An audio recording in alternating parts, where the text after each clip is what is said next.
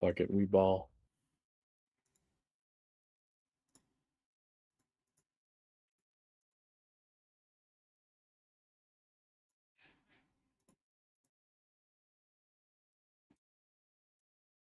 Welcome everyone to Haven of Horror. As always, I am Subject, and for right now, we just have the great Toergo or Noah.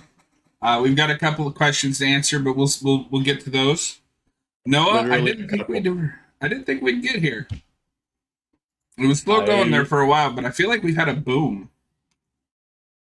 Yeah, it seems like it. And you've been doing this for quite a while. I didn't come on until a few years ago. So yeah, you've been doing this whole show for a bit, and it's finally picking up.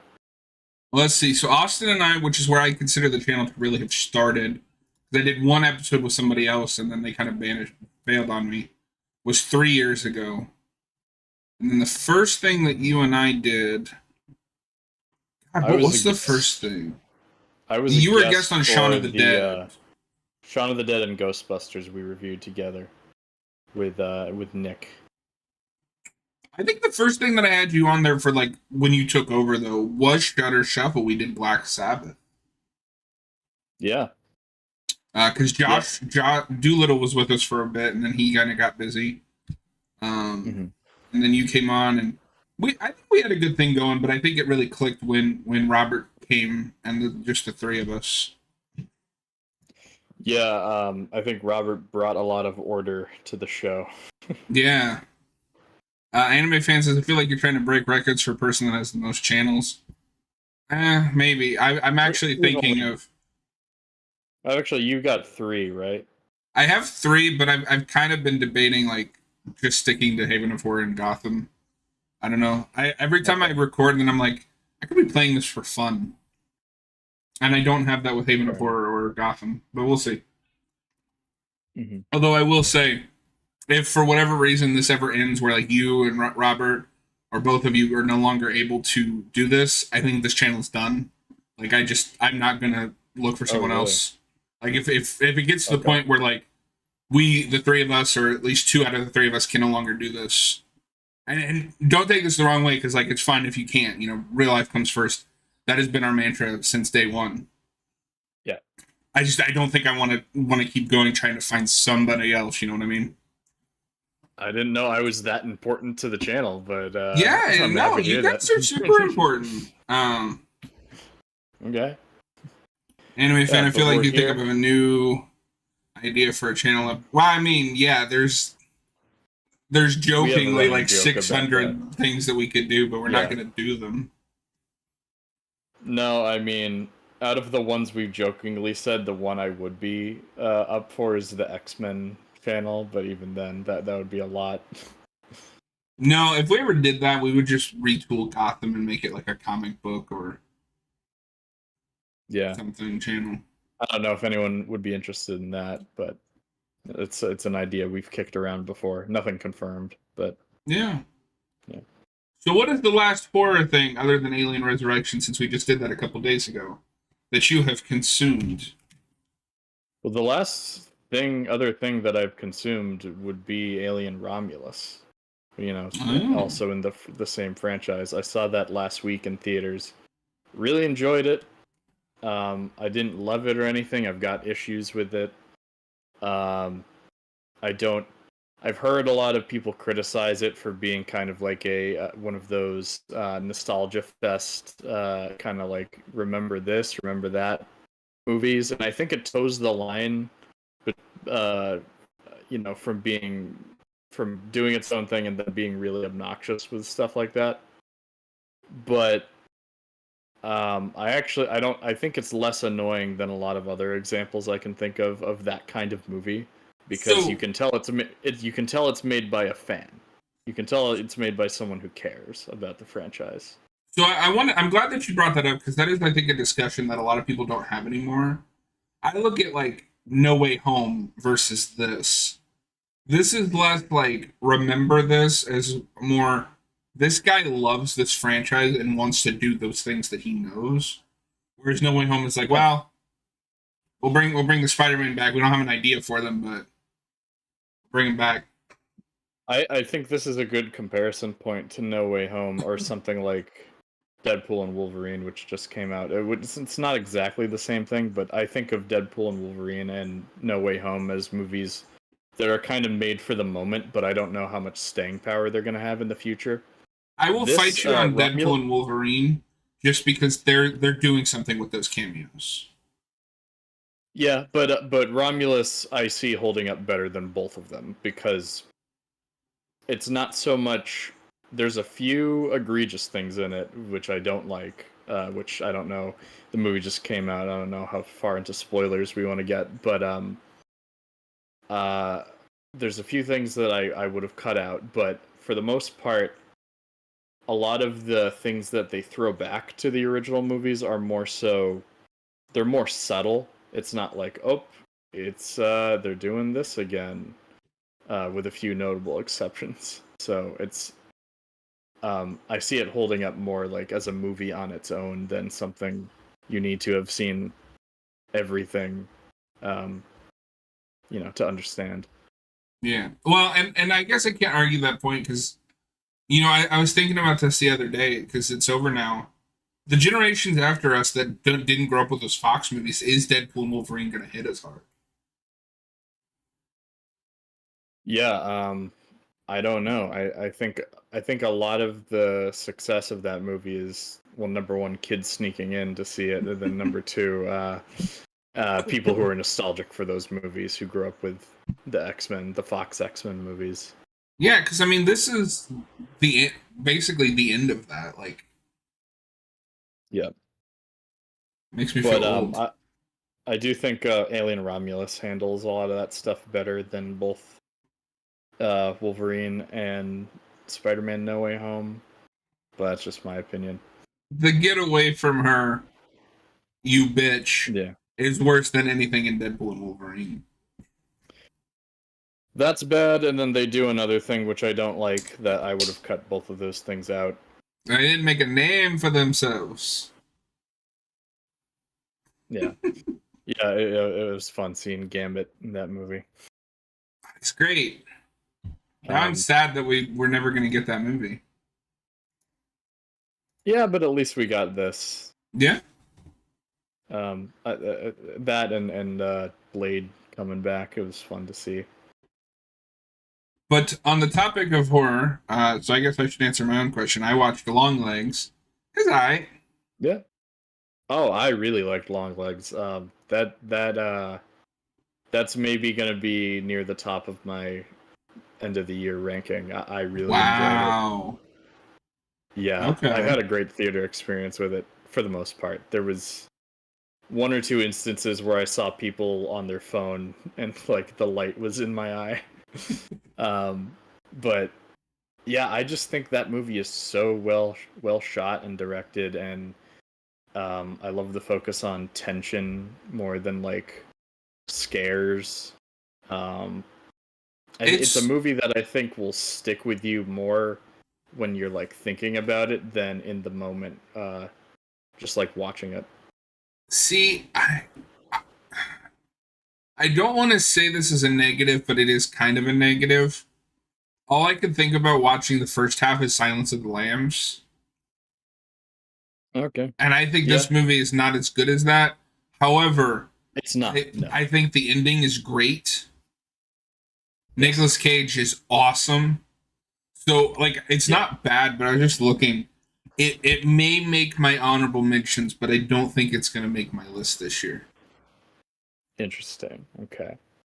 It reminded me a lot of Silence of the Lambs, and it's not as good as that movie, but a lot of that I like that it reminded me of Silence of the Lambs because I don't know, I like that movie. I like that kind of subgenre of horror where it's like serial killer detective kind of thing.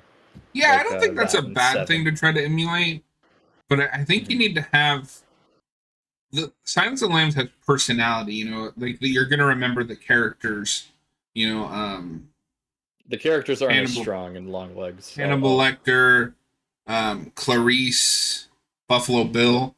The only one of these that I think you're going to remember as a character is Nick Cage because it's Nick Cage. And he looks creepy. Yeah.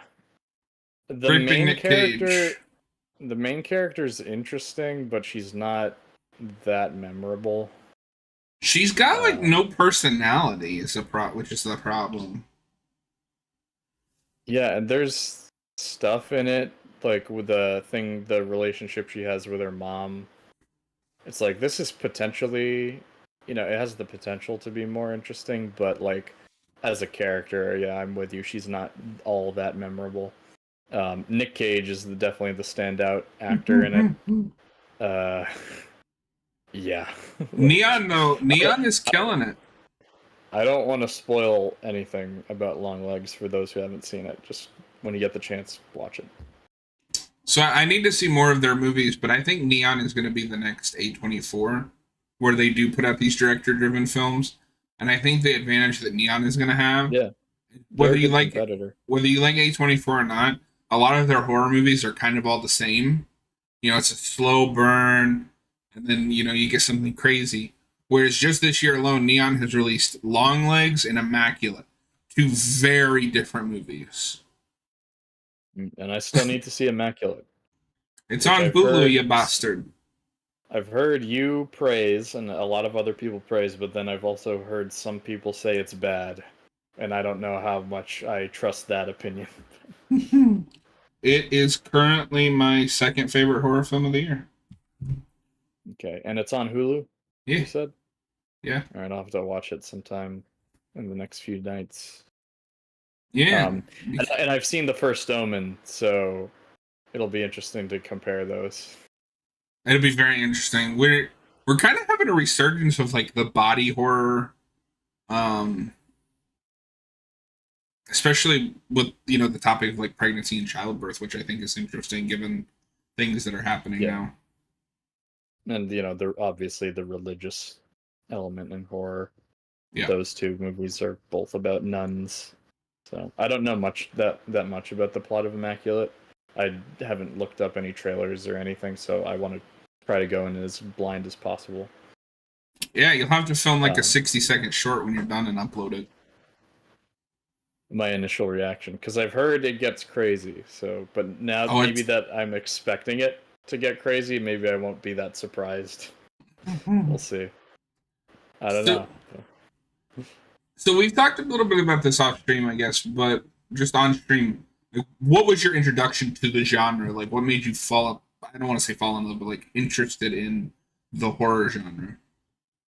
Well, it's funny because it's a genre I never really cared, or I always avoided a lot when I was a kid because I was like scared easily by stuff. And I didn't like the idea of like, it was always strange to me, like kids going to see horror movies Mm-hmm. because I'm like, why would you want to scare yourself on purpose? Like that makes no sense to me. But it was something I appreciated more as I got more into film and film history.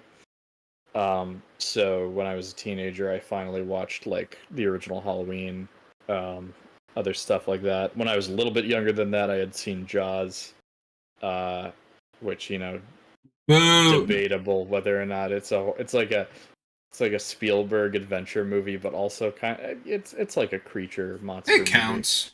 Uh, yeah, I'd say it counts. We're gonna review that sometime.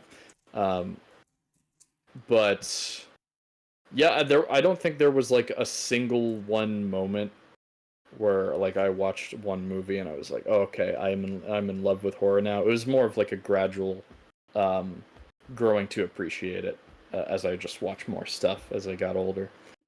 So you definitely Um, came to it for more of an academic like side.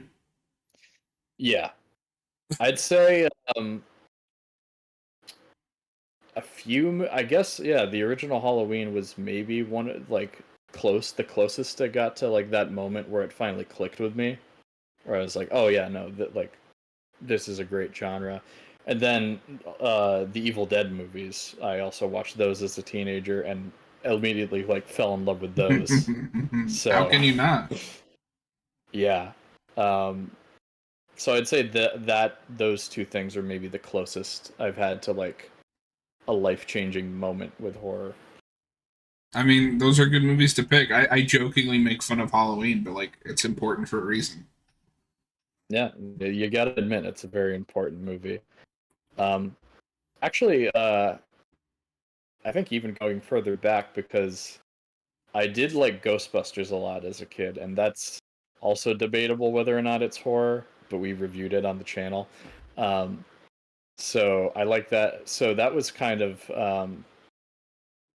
of like set like sowing the seeds of my later appreciation for like getting into more like actual horror.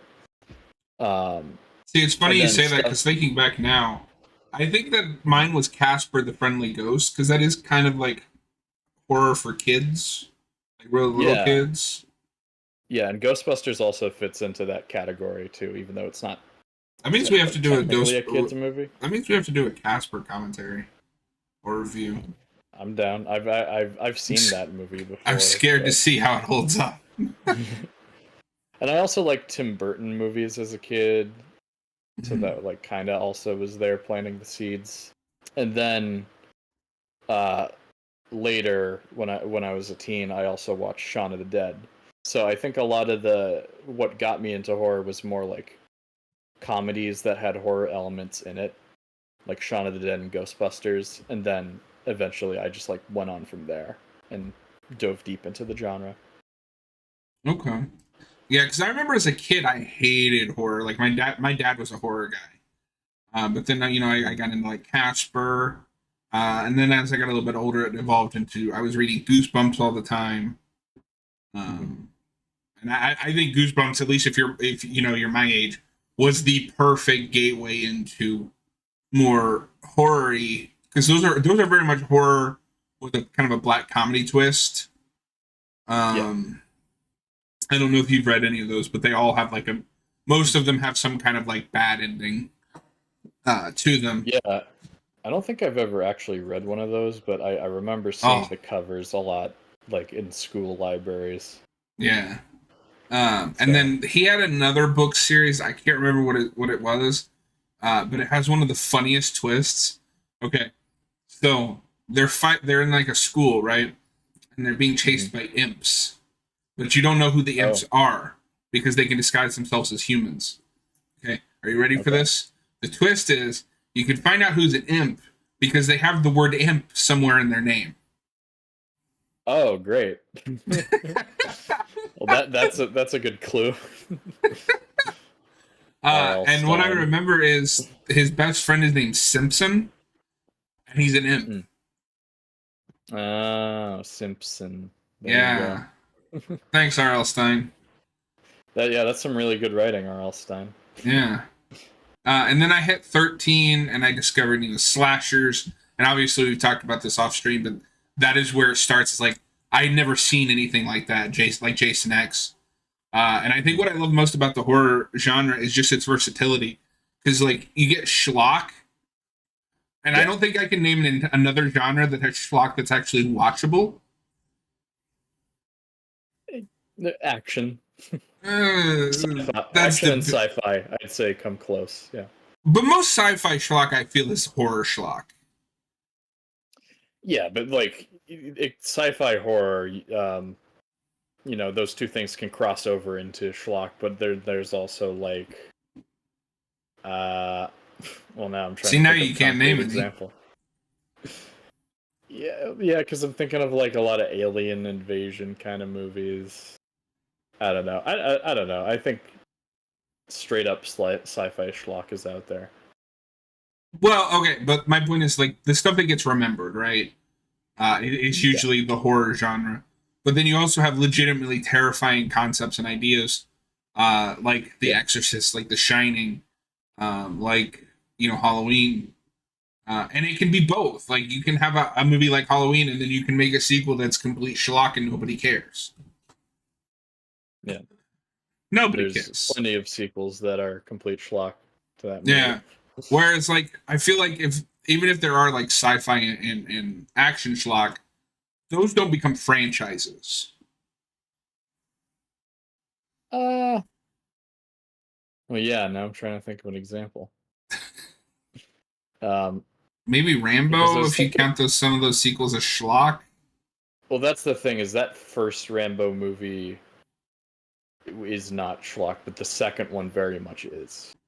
And I like, haven't seen all of them. I've only seen the first two, but I know mhm. that it does kind of devolve into like just like big dumb action franchise. and like RoboCop, but that dies quickly. Yeah, and I don't know if you would call that first RoboCop movie schlock. It's a satire and it's very comedic, but it's not like No, there would bad. be an It's evidence like a of very like well made movie. Halloween, where the first one is very well made and very Mhm. classic, and then the sequel is just like schlock. Even though I'd say Yeah, RoboCop 2 is elevated schlock, and then 3 is just I like that embarrassing. term. Thank you. I stole Well, it you from could. Red Letter Media. Oh yeah, yeah. Oh wait, which video did they say that in? The I think RoboCop 2? it's I think it's RoboCop 2014 when they review Okay. that. They're like, yeah, RoboCop 2 is like elevated schlock because they like that movie. They're correct. Yeah. No, and that movie's not bad. I would almost say the first RoboCop is elevated schlock.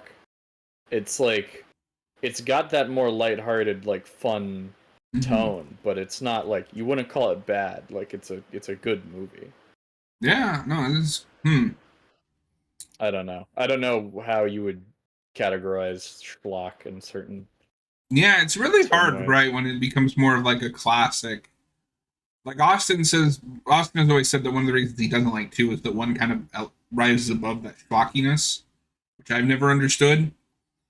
But like that brings the question: is Yeah. like, when do you rise above schlock, and when are you just elevated schlock? Yeah, no, because that first RoboCop is pretty like unabashedly um like grotesque in a lot of places. The toxic sludge guy is still one of the most disgusting things I've ever seen. That's the best death in cinema. He just No, splats into no, him. no, no. No, Cor- okay. Colonel Rhodes in Day of the Dead. That's a pretty damn good one, yeah. Choke But on I love it. but I love the noise that that guy makes when he gets hit by the car. Oh my Um God! It's oh, Wolverine. holy shit. Hey, We're Look live. who decided to show up. yeah. I thought I'd drop by. Just in time, we're talking about everyone's favorite horror movie, RoboCop. Woo! Yeah, we just kind of got to talking and it somehow landed on RoboCop. But I see Dracula in Robert's background. Is that the comic? I do. Yes, it is. Because the other day you asked, what should we do review next? And I said, maybe we'll do our one of the X movie commentaries. And I remembered, oh right, the Dracula comic. We should probably do that soon. It's up to you, but Oh, okay. I still need to read it. Will you be able to Gotta get get your about hands that on then. it, Noah? Yeah, I think so. How much does it usually go for? I Like the don't know. hardcover or digitally? I don't know, probably digitally because I can get it faster. Robert, fact check it. I'll All right. look it up later. Okay. We got a But, show to uh, do. It wouldn't be this Friday. It would be a week Okay. from Friday. No, I think I could Potentially. get it. I think I could get it in time. Yeah, I think this Friday we're doing Nightfall. Yes. We're doing more Nightfall. Yep. On I'll have to read Batman. that this week. So Robert, how is it going? Pretty good. Very busy, but I'm here. I feel like that's just your default. Yep. I'm always hustling to get here. And we appreciate you for it. So Noah and I were just talking earlier about like our what made us fall in love with the genre, and I know we've talked about it a couple times, but just for the sake of conversation, how did you get into it? Like, what made you fall in love with it? It's definitely a collection of things. When I'm a little kid, my best friend's family is super big into horror, but especially like the Universal Monster stuff. So I see a couple of those when I'm a little kid. I like those, but besides those, I'm not a horror guy growing up. I'm similar to Noah in that I didn't like being scared. I didn't enjoy that experience, so I would just, Yeah. especially the really intense stuff, I avoided for the longest time.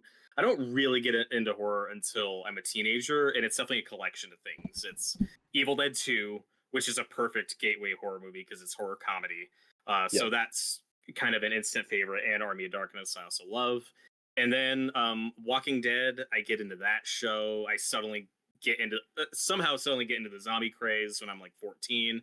I see Dawn of the Dead. That's an instant favorite. So in terms of The like original? intense horror movies, the original, Okay. 1978 Dawn of the Dead. That's definitely one of my first favorites. Is like real horror, so to speak, or modern-ish horror. That one's a big favorite. And then there's something else probably in there, but it's definitely a mix of things where suddenly it's like, oh, I guess I'm a horror guy now when I was not at all growing up.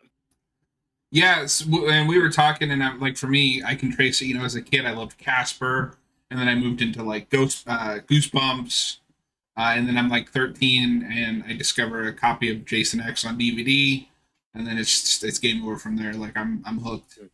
Jason X was the thing that ruined it all. Yeah. Well, similar to your thing with Casper, though. I mean, I'm a Scooby Doo fan for as long as I remember. I love On Scooby Doo, of course, yeah. So yeah, there's a spooky element to those certainly, and some of those did creep me out when I was little. But I see that as a different thing. It was like, well, I like Scooby Doo, but that doesn't mean I like horror. If that makes any sense, it's very light and kid friendly. But I did love that growing up. I was also a big Scooby-Doo fan growing up, and honestly, another thing I can think of is probably Batman, even, because there's a lot of horror and dark elements in Batman. So I liked a lot of things that were like darker, but I was like, I always avoided horror because I was like, oh, I don't just want to like get scared for no reason. And then, but then eventually I was curious. I was curious enough to check it out, and here I am now. Okay, so I might be the only one that has this. But did you guys ever go to a horror movie in theaters and have to leave because you were too scared? Vampires suck. No. Legitimately scared, not like, why did I pay money to see this? I don't think that's never happened to me. I've never had to leave or turn off a movie for being too scared. I can think of a few that really bothered me. I can think of kids' movies that had dark stuff in it that bothered me, but nothing where I had to like turn off the TV or leave the theater. Okay. I can. Well, okay, this isn't my actual memory, but my dad loves the story, and there are two conflicting accounts. The truth is probably somewhere in the middle. Apparently, when I'm a tiny toddler going to see Toy Story 2, I have to leave in the first 10 minutes because I'm freaking out. One story I've heard is because Zurg scared me because I was 2 or 3, whatever. The other story I hear is I was disappointed and angry that it wasn't the first movie, and I much prefer that story. That I was like, what the freaking sellouts? How dare you? 3-year-old me is like, Toy Story's a masterpiece. Don't be shilling out sequels. This sucks. I much prefer that story, but I don't remember, so I couldn't tell you. Robert, as a toddler, was very critical. I have 3, and then one that doesn't count because I went into the wrong theater. So the main one is when I'm a kid. We're going to see The Lion King in theaters, or I'm going with my grandma. But I get impatient because I'm like, what year did that come out? Like 95, 96? Probably 95. 95, so I'm like 3. So I get impatient and I run ahead. I run into the wrong theater. The theater I run into is playing Hellraiser 4. Oh, shit. I already had a pre-existing fear of Pinhead because my dad had a Hellraiser 3 poster that terrified me. I ran like screaming out of that theater when I saw him on the big screen. Oh no. But the one that never made sense to me because I was already pretty grown. I was like 12, 13. Is Snyder's Dawn of the Dead? The little girl at the beginning, the zombie girl. You know what I'm talking about, Robert, right? Yeah. Freaked me out, and for years I had to fast forward through that scene. I don't know if it's like a mental block. I'm glad you brought that up because I can't think of something I had to turn off because I was like, nope, not ready yet. It actually was The Walking Dead. I turned it on Netflix. So this is probably I don't know when Walking Dead gets on Netflix, probably around when season 2 is out. So I like 5 minutes into that pilot and I shut it off. I'm like, nope, too scary.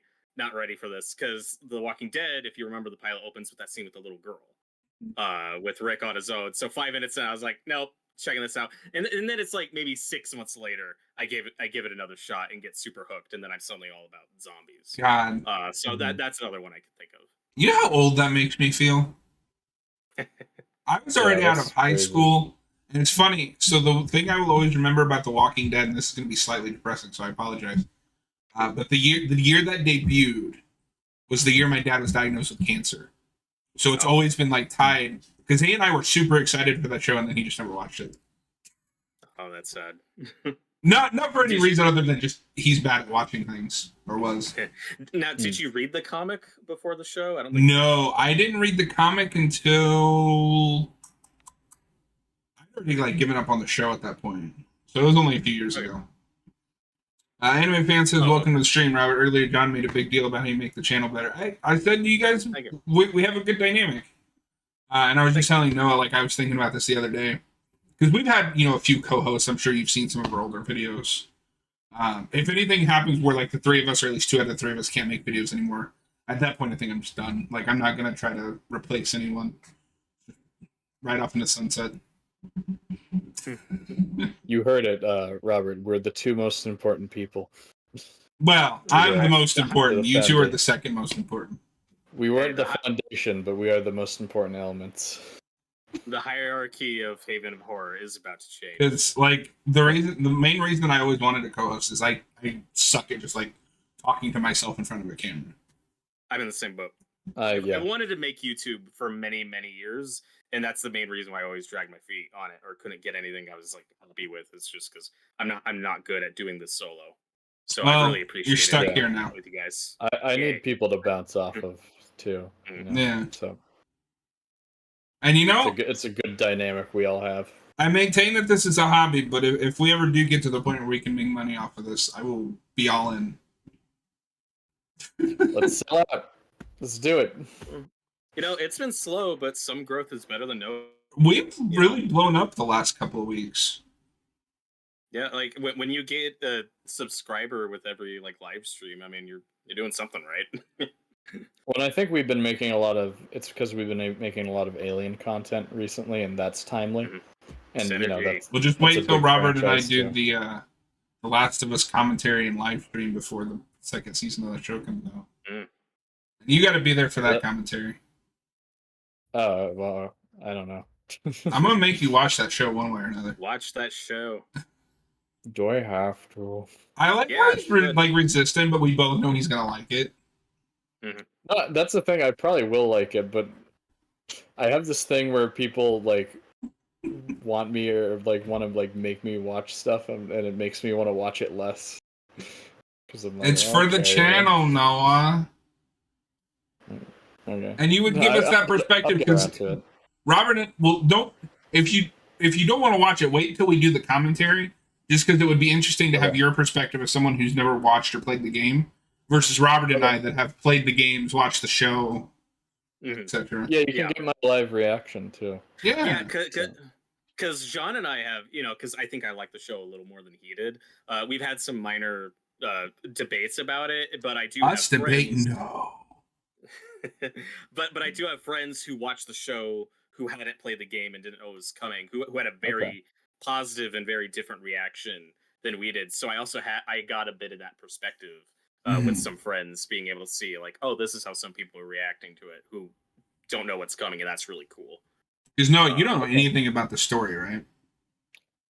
No, I mean I know a few spoilers. He probably knows the big thing. I know a few spoilers from both games. Yeah, so. But like I don't know the details of it. Yeah. It's about and you've seen us play the second one, like bits out of context. Yeah, but out of context, right?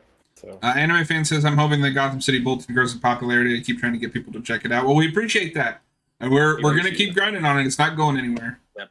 The worst thing that'll happen to that is we just expand it to other like geeky shit that we like to. And we do have a weekly. I'm hoping we're able to weekly review Penguin as that's coming out. So I could see those doing. Yeah, that comes up pretty soon, right? Because the best, like isn't it next Sunday? Oh, it's a week from. It's the it's 1st, 2 weeks right? from today. Oh, okay. Yeah, it's the Also, 8th. I think it's airing. They're doing this stupid thing. I think it's airing a different day than the rest of the episodes are gonna be playing. So I'll That's keep an eye out annoying. for that. Yeah. So I'll Okay. keep you updated on that. I still Um, need to finish Cape Crusader as well. I It's haven't. good. Jesus, Yeah. man. I know. I'm waiting for some other. I've been watching Batman the Animated Series with friends, and I've been waiting for them to be available. So This is why I don't watch Yeah. things with people unless they're available. yeah. So Or at least I will anyone tell them who's- I will watch it with you, but don't expect me to not watch it on my own to finish it. Yeah. So unfortunately, anyone who's still waiting for my thoughts on that show, you're gonna have to wait a little bit. We're waiting. And you can hear our thoughts on Gotham City Bulletin. Robert and I talked for quite a bit, and then I talked about it for like another 2 hours with Cap. So Robert, what was the last horror film you watched? I guess that would be Alien Resurrection, which I watched. Besides along with, the you guys. Resurrection, sorry. Was it Probably Romulus? Yeah. Damn. Exactly. I've been lacking. Both I of haven't you been are. watching a whole lot of horror, like on my own time recently. Does the Family Guy Simpsons crossover count as a horror movie? It's pretty terrifying. Yeah, I we did watched that. Oh, go on. I was just gonna say we watched the Family Guy Simpsons crossover last night. John and Robert had never seen it, and they were horrified. They were. At least we got to watch the Simpsons movie. That's true. Yep. That was still good. I did watch the original The Crow for the first time, which isn't a straight up horror movie, but it's horror adjacent. You know, it's a good Halloween. For movie, some reason I and thought really you'd seen liked that already. Hell yeah. And I'm so annoyed because that's what I wanted to do last night because Noah's never seen it either. Oh, And then somehow we got stuck on The Simpsons and Family I Guy. probably it. need to watch that just on my own. I think that's a good watch party movie. Maybe. Yeah. I don't. We'll watch party. We'll do commentaries on The Crow and The Crow. yeah. Yeah. It'll fit in our series that we're planning. It might be the end of the channel because I might not make it through The Crow 2024. Hey, It at just least looks so cringy. yeah. At least we're not doing originals and sequels because this could go on indefinite. But just an original and a remake. That's a lot more specific. You know. Yeah, we might need to get started on that soon because we keep throwing new ones that we want to do on there. Mhm. Yeah. Well, the plan is to start with Nightmare on Elm Street once that 4K comes out. That's true. Yeah. I haven't been pushing for Nightmare on Elm Street because I don't like that movie. That remake. Oh, I thought for a second you were like, I don't like the original. I was Yeah. like, what? No, Do you think? the Do you original. think? The original's probably my favorite, or one of either that or New Nightmare. That's probably my favorite out of those movies. No love for part 3? No, it's good, but It's great. I don't like it as much as those other two. Do you think we're planning on doing back-to-back remake commentary streams for an original and a remake because we assume all the remakes are going to be good? We're going to suffer. The plan is to suffer. I can't wait to see Noah's Plan is to reaction. suffer. I can't wait to see Noah's reaction to the Day of the Dead remake. Oh I'm god. scared. Well, no, we'll do a Day of the Dead marathon. We'll just do all of them. There's 3 of them. No, there's 4 of them. I'll probably only stay for the The- first one then. And the show. Yeah, if you can find it. Sci-fi is like erased that from existence. I don't know what happened. Because you have Day of the Dead, Day of the Dead 2, Day of the Dead 2008, and then Day of the Dead Bloodline. And for some reason, I've seen all of them. I've seen Day of the Dead 2 like twice. You guys, good luck with your Day of the Dead marathon, because I'm not going to be there for all that. We will Yeah, wait, dude. motherfucker. You can keep waiting. I'm not going to be there. Noah, part of being a horror channel is watching the bad stuff. When I'm going to challenge this premise of every remake being worse, because one of the ones you planned was Friday the 13th, right? Mhm. The remake yeah. is not bad at all. Oh no, we got a lot of good ones. That's the problem. What we're probably gonna do is do all the remakes we like first, and then oh no, we're Because gonna you're be stuck putting with off all the bad bad ones. Because yeah, like Dawn of the Yeah. Dead, John and I both like that remake. You know, the Friday the 13th Mhm. remake, we really like. But we are starting with Nightmare. You know, and that's Yeah, that's maybe one of the worst. So you gotta just get that out of the way. Just do it. Poltergeist. We'll probably have to do at some point. Because Oh, we haven't yeah, done that at all. I don't hear anybody talk about the Poltergeist remake. Game I of think the only one I've heard him talk about is Cap, and he said it was awful. That's We'll finally directed get by- Noah to watch the Child's Play remake. Yep, Yeah. Child's Play. I think it's But alright. Evil Dead. Evil Dead's another good one. Oh yeah, Evil Dead. The director of the Poltergeist remake, I'm pretty sure, is the director of Ghostbusters: Frozen Empire. I think that's correct. Anime fan says, Yeah, I love so- how the Crow remake is being beaten by a re-release of Coraline at the box office. That is funny.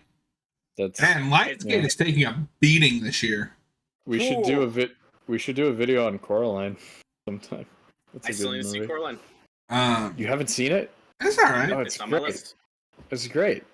Yeah, just stop making adaptations that don't look anything like the source material. Like, Especially when your only defense for making it is, well, we're not remaking that movie. We're going back to the source material and doing an adaptation of that. But I'm pretty sure that original movie looks more like the source material than your new movie. and I am I all can't for say that for as a sure. defense, but that doesn't justify the choices. Because I've always said I don't need this now because we have Doctor Sleep. But I've always said I wanted a remake of The Shining, but not a remake of the Kubrick film, just a readaptation Yeah, of the book. But then we got Doctor Sleep, so it's fine. When that's what the Tim Burton Charlie and the Chocolate Factory is. That's a readaptation. Yeah, but That's it's true. bad. Yeah, it is. Yeah. Like I don't think that book is unadaptable. You can't do it like he did. And I'm always usually in the camp too of, if you're adapting something to a different medium, you're gonna get a lot more leeway with me. Like it's so weird. Like Charlie the Chocolate Factory for Burton, that would have been perfect for a stop motion movie. You know, that could have looked beautiful. You know, Yeah. like you could animate it. Like you don't have to do that again in live action. If any, that material gives you have so much more freedom with animation or stop motion. Well, but I mean that's Then, also you know, just like in the midst of that slew of remakes that he did and just didn't give a shit. Mhm. Because Planet of the Apes, Alice in Yeah. Wonderland, Alice in Wonderland. which might be Which one is of the worst technically things I've ever less. seen. The Alice in Wonderland is technically like a sequel to the original story. It's not weird. really There's, like a there's a remake. few of those. That's a category in of itself. Like it's kind of a remake, but it's also kind of a sequel. Even Evil Dead Yeah. 2013 is kind of that. Like the way they talked about it, it's like that's kind of a sequel to the original Evil Dead if you want it to be, because the car's there and it's Well, because the original premise was literally always what you get. the original idea was always going to be like Ash and Mia. Mia teaming up, Mhm. and then the It's show happened. funny in Evil Dead how the sequel is a remake. Evil it's Dead also 2 a is remake. Yeah, and then the remake is a sequel. yeah, it's all fucked. Damn you, It's Sam fine. Raimi. So we're gonna go to one of the two questions that we did receive, and this one is from Anime Fan. What is your favorite horror film that stars Vincent Price? Oh, that's a Oh, good God. question because I actually haven't seen many. I haven't seen enough either. Vincent I'm gonna Price think Mania about win. this. I'm down. I mean, that could be fun. Yeah, we could do we could do a series on an older director or actor, like a Bela Lugosi marathon, or a Boris Karloff. So while something you like two that. are thinking about it, I'll just throw mine out because I already have mine. Mine is Last Man on Earth. I've heard that's a good one. Okay. I need I to see still it. need to see. Well, I don't know if you guys know this, but it is an adaptation of I Am Legend. Yes. Yeah. So I mean, it's kind of the same story, but a little closer to the book. There's so many. It's funny. I've seen a lot of old horror movies. I make sure to see a few every year to catch up on Mhm. some of the classics. I still need to see a lot of his. I still need to see The Fly. I still need to see Last Man on Earth. I still need to see House of Wax, Pit and the Pendulum. Like a lot of his, I still haven't gotten to for some reason. House of the Wax. House of Wax would qualify for our project. That's true. So now that I'm thinking about it, and this is something else that would qualify for this project. I think I the think I know only exactly one what I've you're going actually, to say. yeah, the only one I've actually seen is House on Haunted Hill, I still need to see that and one. it's not great. I actually Yeah, think I like House- the remake better. House on Haunted Hill, not to be confused with The Haunting of Hill Haunting of House. Hill House. Yeah, no, I'm talking about the Goofy Skeleton movie. I Yeah. like Goofy Skeleton. Anime fan, that's a good choice, John. Thank you. And he says, I usually don't watch horror films, but I've seen a lot of Vincent Price's horror films. Hey, that's fair. I need to be more like you though, Robert, in that I need to like prioritize trying to watch a few old horror movies a year. Every time I think about it, I'm just like, I don't dislike Yeah. them. I feel like sometimes I have to force myself into the right mindset to watch them. I do have a list of a few movies I still want to show you because you still haven't seen Dead and Buried, right? And that's 80s. Like that's not super. I have not seen that. I'm not sure what That- that is off the top of my head. It's not super well known. That I think would be your jam, knowing your Okay. sensibilities. Super underrated. I saw that last year. It's got a Grandpa Joe from the original Willy Wonka and the Hell yeah. Chocolate Factory. Oh, in a wow. very different role. That It's bastard. wonderful.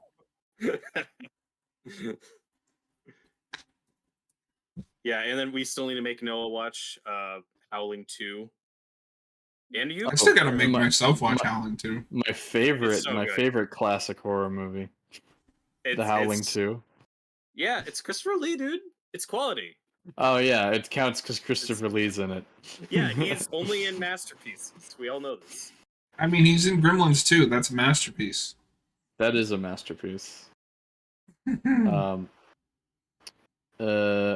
Yeah, no, I love the like classic black and white horror movies. I just need to see more of them. I've seen a lot of the like firsts of the Universal monsters movies. Like I've seen the first Dracula and Frankenstein and Invisible Man, but I haven't seen a lot of the sequels to those. Yeah. So God, that would be an interesting if we did just like a year-long project, just go through all of those. Mm-hmm. And Yeah. if we did them by release order, so they're all mixed up. Yeah.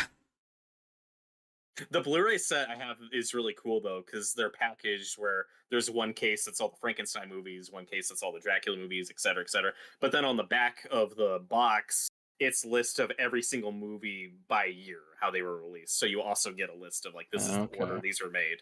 Oh, if you want cool. to follow That's along that useful. way, it's really cool. Yeah. I just have They need that first volume of 4Ks that they put out, so we've only got like 4 of them. yeah. Okay. They need to hurry up and do like a complete 4K collection of that. Yeah, I mean you don't have to. Those are I mean, all I would buy it. 4K necessary movies. Just do like the first of them Just in do it. 4K. Yeah. Plus And I think Bride. they've already done that. Yeah. Hmm. They've- That's probably the only they're ones they'll basically already do. done. Those Yeah, are you the can get a lot of iconic those ones. sequels on Blu-ray. But yeah, last year it was either the last year or the year before that. I went through all the Frankenstein movies, and so I've seen all those and all the Wolfmans. But yeah, some of those Dracula sequels I still haven't seen. I haven't seen all the old Mummy movies. I haven't seen all the Invisible Man movies past the first one. So yeah, I I've haven't seen maybe anything enough. past the first one except for Frankenstein because I watched Bride. Well, I should probably go through all the Frankensteins too, because he's my favorite of the Universal monsters. And He's the I love best Bride one. Frankenstein. Or, Yeah, okay. I love the monster. So I have this torrent where I think Frankenstein is the better movie, but just on a monster level, I think Dracula is a better monster. Oh, Okay. interesting. I think the monster is a better monster just because of how sympathetic he is. Mhm. Yeah, but that's what I like Right. about Dracula. He's just an evil son of a bitch. No, that's true. Like that also has its appeal. As evidenced by that beautiful artwork over Robert's shoulder. Yes. Have you looked at that at Yeah. all? I flipped through it, but I still need to read it. It looks awesome. Mhm. But that's another movie I could have mentioned earlier, because I mentioned growing up on some of the Universal monster movies. Another big one for me was Van Helsing, because I'm an action guy growing up, Action and superheroes are the big things I'm obsessed with, and then maybe Star Wars below that, but just action, superheroes, all that stuff. So Van Helsing, I just thought was a really awesome action movie. That's the best movie ever made when you're 12 years old. And yet you weren't a Power Rangers kid? I somehow missed the Power Rangers. I thought they were cool. I was like tangentially into Power Rangers. I had like one action figure. And I had but I had the awesome, but I had the same thing. Van Helsing was awesome as a kid, and I think it's still fun. It's not great. I've never actually seen it. That would be a fun blind watch. Yes. Yeah. That's probably the way to do it. You're either gonna like it or you're not. It's because that's the same director as the Brendan Fraser Mummy, right? And the Mummy is way better, but I still think Van Helsing's fun. Anime Fantasy did a video about Underworld. I love the Underworld films. We did. And that video blew the fuck up for some reason. It's sitting at like 37,000 views. I don't know why. Yeah, we did Blade and Underworld. I think it's because of Blade. Probably. I don't know. People love Blade. I mean, Blade is a great movie. The motherfuckers are always trying to ice skate uphill. Are still trying to ice skate uphill. It's true. It do be like that. Did you ever cover Blade 2? We did not. You didn't cover Blade 2 to ride the wave of your mega hit? Listen, it was a different time, okay? Yeah, that was the old format. Oh yeah, that was the way old format. We did 2 movies a week. Mm-hmm. It was me and Nick. I guess we got to do Blade 2 for the PS2. PS2. Yay. I think there is a Blade 2 tie-in game on the PS2. If not, that would be a crime. Blade 2 is I'm more interested to watch that than Blade Trinity. Why? Blade Trinity is awesome. I don't think it is. I mean, maybe I'm wrong though because I haven't seen it. But... I mean, I think it's funny. Yeah, I just want to see Blade 2 because it's a Del Toro movie. Oh, yeah, yes. This weird thing where I've seen like a not unsubstantial amount of people in videos just casually, like not from people I watch regularly, just when I'm like checking out other channels. Well, just suddenly throw out like, oh yeah, like Blade 2, that movie sucks. And it's like, what? What is happening? Like there's suddenly this weird reputation of like, oh yeah, not even as a hot take, just Blade 2 sucks, like stupid CGI. Like we all agree that movie sucks, right? I've seen that from a number of people lately. So weird. I wonder if they're thinking of Trinity. No, Blade 2. Okay. No, so I mean, it's funny because like we're now just talking about superheroes, but we're superhero guys. Like Blade 2 and X2 are the best 2 movies of their time. Yeah, probably. And Blade 2, like I know there are a couple of scenes of like really infamous CGI, but those are scenes like. Yeah, but if you're going to criticize that, you have to criticize every movie from the 90s and 2000s that use CGI. Yeah, like the Matrix Reloaded, has that CGI scene that's pretty infamous. Oh, yeah. But that's not the only thing people complain about with that movie. No, that movie has other problems. Yeah. Wait, is that 2 or 3? But Reloaded is 2. Okay. I can't. That movie's got problems, but I like it. I don't hate it. Like, it's not bad. I don't like 3. It's a great action movie. 3 is harder to defend. I think it's 3. 3 is the one that has that like 10-minute scene with the old guy, right? No, that's Reloaded. That's the end of Reloaded. Oh, okay. That might be one of the worst movie scenes ever put to film, by the way. Where he just speaks. And he just goes on and on and on. But Anime Fan, all of the Blade films got a bad critic score on Rotten Tomatoes. Is that true? Yeah. Even the first one? I lumped that in though more with critics just having a bias against horror. Anything that's horror adjacent, critics are going to be harsher on. Yeah, I mean, the first thing you learn as a horror fan is that like critical reception means nothing. Yeah, I avoided Exorcist 3 because I was like, oh, I guess that movie got bad reviews. Oh yeah, shouldn't. And then it's now one of my favorites. Wow. Okay. Blade has a 58. Yeah, and then Blade 2 has a 57. which In seems what insane. world is Blade 2 worse than Blade 1? And then it's all also about like perspective, right? I mean, like those are still higher than what Batman and Robin or Steel or Spawn got. So like I guess if you're comparing it to those other superhero movies, like I guess that's better. But yeah, critics are weird. Yeah, like they're saying there's no plot or character development, and I'm like, did we watch the same movie? Like Blade develops over the course of that movie, Mhm. but he's also Yeah, not a character that changes a lot.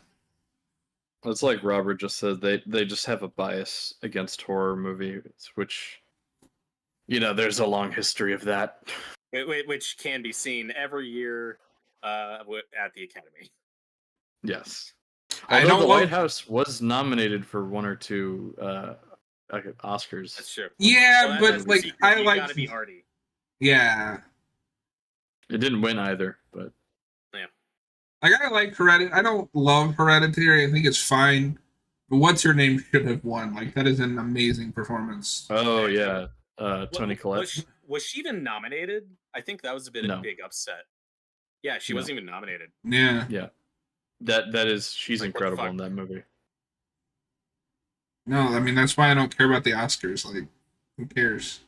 Neither do I. It's a popularity contest. Although sometimes you get a funny meme. Sometimes you get the Will Smith moment.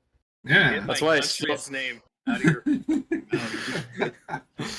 And that That's was why I still unironically watch the better than the Oscars. Will Smith one. Yeah, that's why I still watch it.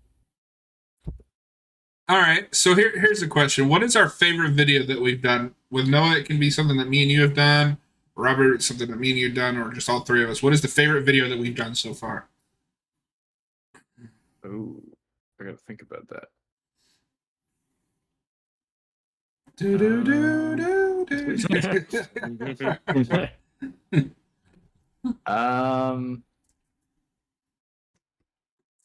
I mean, we've done some pretty good commentaries recently. Mhm. It's a shame we didn't have the audio for first 20 minutes, but I really enjoyed that Texas Chainsaw double feature. Yeah, That was fun. That was a great time. I really like doing those longer Same. commentaries.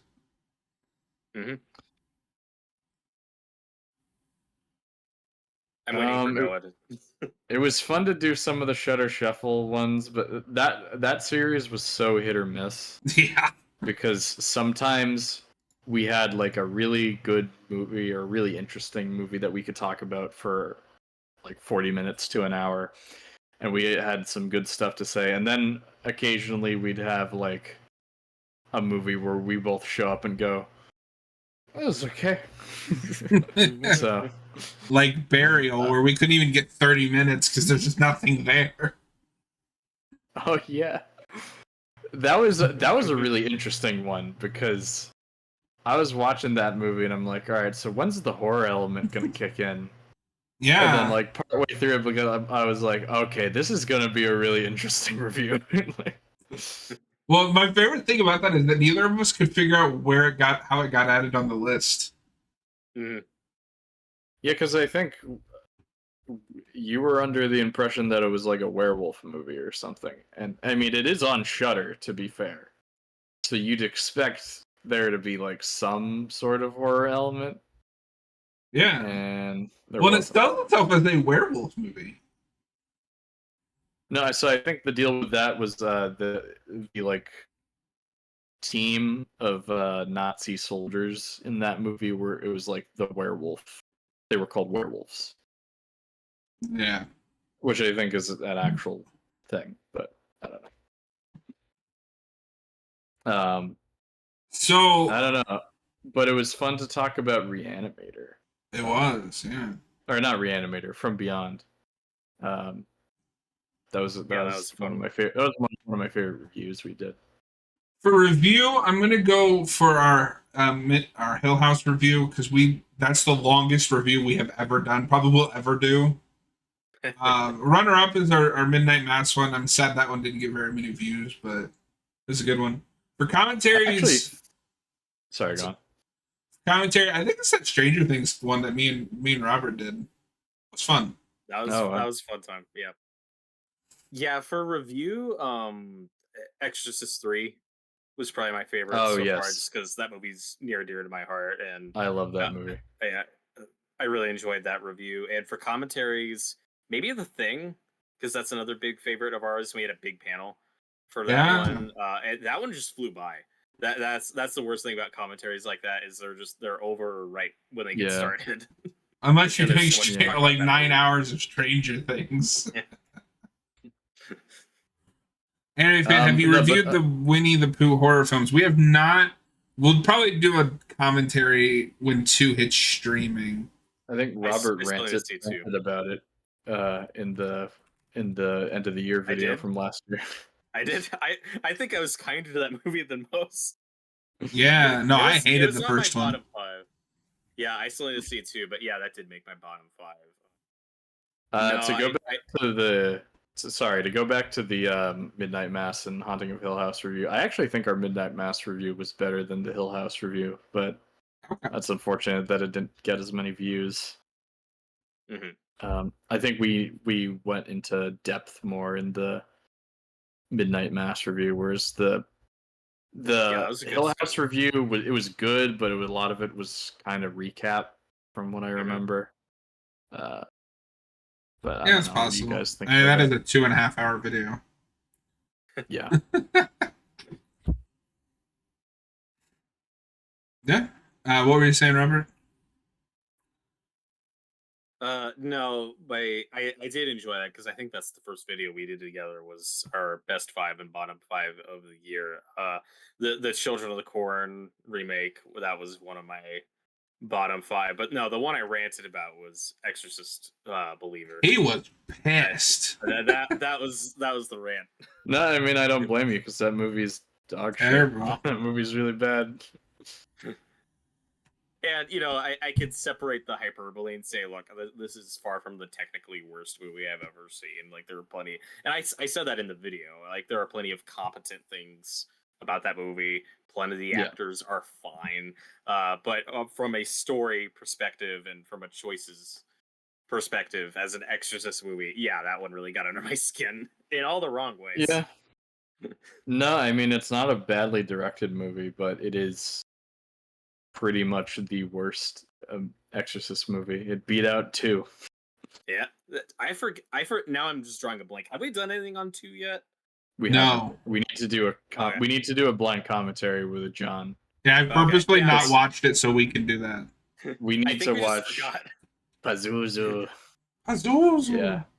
Yeah, I think we were talking about that like 6 months ago, and then just We'll have to save it for whenever the Flanagan Exorcist movie comes out. So it's Yeah, timely. we'll have to do it then. All right, so I'm going to springboard off of what Robert just said about not being the worst horror film. Robert, what is the worst horror film you've ever seen? Oh God, that is Oh. such a loaded question. Oh no. I feel like Noah and I might have the same answer, but I don't know if he's thinking of the one I'm thinking of. I gotta think about it. I don't know if I can do this. I've seen so many. There's a lot. seen- There's a lot of bad. Is the problem? Like you There can is- list off there's a lot of few. that. Yeah, because again, stuff like Exorcist Believer, really bothered me. But I'm not gonna say that's technically the worst. I've seen some other bad ones. That Children of the Corn remake, that was pretty bad. Yeah, I don't know. I'm really gonna have to think about that. So for like just on a technical and like I wanted to die level, it's Lamageddon. Oh, okay, yeah. No, that's the answer. That's the answer. That's probably the correct answer. I don't know if you've seen that, Robert, but Noah and I I watched saw that it. on a whim one night, and we were just like, "What the fuck is this?" It was during one of our Saturday night hangouts. We sometimes we did this a lot more back in the day. We haven't really done it in a while, but we look on Amazon or like some other streaming service like Tubi to just pick out like the worst looking thing. And on that night we picked Lamageddon, which looked pretty funny, but it was not. It was just, It was people not. fucking around. It was people like screwing around with a camera, but like not in a fun way. It's not very good. Let's just put it this way: there is a subplot where one of the men turned into a llama that lays eggs. Yeah. Is that a subplot, or is that that's the main thing that happens at the I end? don't know if that movie has a plot, so that's just one of like 3 Okay. subplots. Yeah. For Yeah. like competently made movies that just pissed me off, it's Nightmare 2010. It doesn't understand that first movie or any of the movies. It doesn't know which Freddy it wants to have. It's just all around bad. It looks bad. Psycho 1998. That's another one I want to do with you guys. At some Yes, point. I've been wanting to watch it. And it's like I don't know what to do with that movie because is it technically bad? I don't know, but it's pointless. I don't think it works. It's weird. It's copying someone else's homework. The movie. Yeah, like I've seen plenty of bad slasher movies that are just bad or don't have a ton of redeeming value. But then the really bad stuff I see typically though is your Howling 2 or Troll 2, the iconically bad ones. And it's like, yeah, but those are fun. Those are watchable. Those are entertaining. Not in the Yeah, no. When I say are bad, I mean like legitimately, like this is unwatchable. Like a movie Yeah. that you cannot watch. Yeah. I don't know if I've gotten there quite there yet, only because those are the ones I avoid. Because my hobby is just watching people talk about movies online, and a lot of those I tend to avoid. So Yeah, like I haven't seen The Room or Troll 2. Oh shit. Troll 2 is a lot of fun. Troll 2 is a lot of fun. So is The Room. We should watch that one Saturday, John. The Room is fun. It's horror cheese. My If problem you- with The Room, my problem with The Room is just I've seen so many like YouTube videos on it now. I feel like I've seen the movie. You've probably seen Yeah, the yeah. movie at this point. That's true. Troll 2 might be more of a pleasant surprise, where I don't think you know where that's going. I know some of it from I Hate Everything's video. Okay. Yeah. Yeah, that's good. Also, I mentioned Robot Monster the other day. That's a really fun one. That movie's so bad, but in all the right I think I ways. started that movie, but I didn't finish it. Birdemic Anyway, fan, is isn't The another- Room a comedic drama? I mean, it's something. Is it?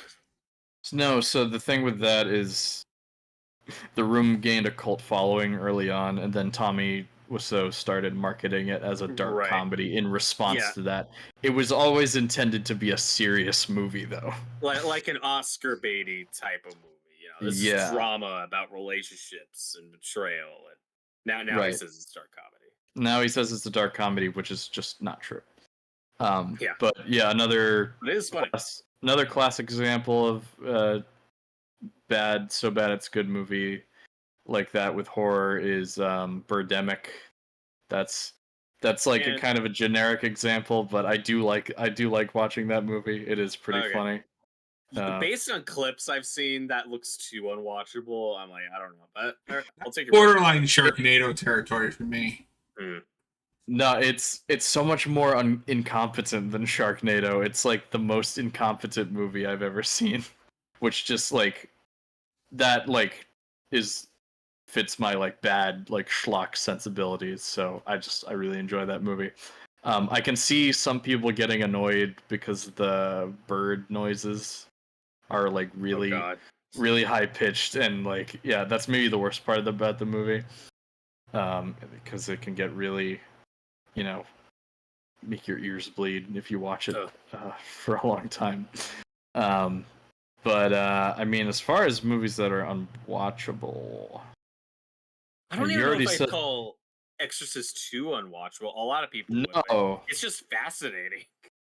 no, that movie's more weird than anything. Like that fits into a weird like in between category where I didn't enjoy watching it when I watched it by myself, but I can see myself enjoying it if we do a commentary on it because we have people around to make fun of it. Anime fan but- recommends a haunted house starring Marlon Wayans. Oh, No, well, I haven't seen it. They've seen. You guys have seen a lot of the scary movies and other stuff. I've just Yeah. seen the first one. we've seen all the scary movies actually.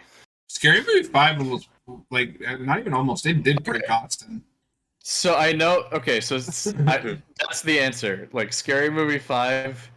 That's not technically a horror movie. That's a comedy, but that's probably the answer. That movie is unwatchable. um, and I guess for actual horror movies, I don't know, like Jason Goes to Hell, maybe.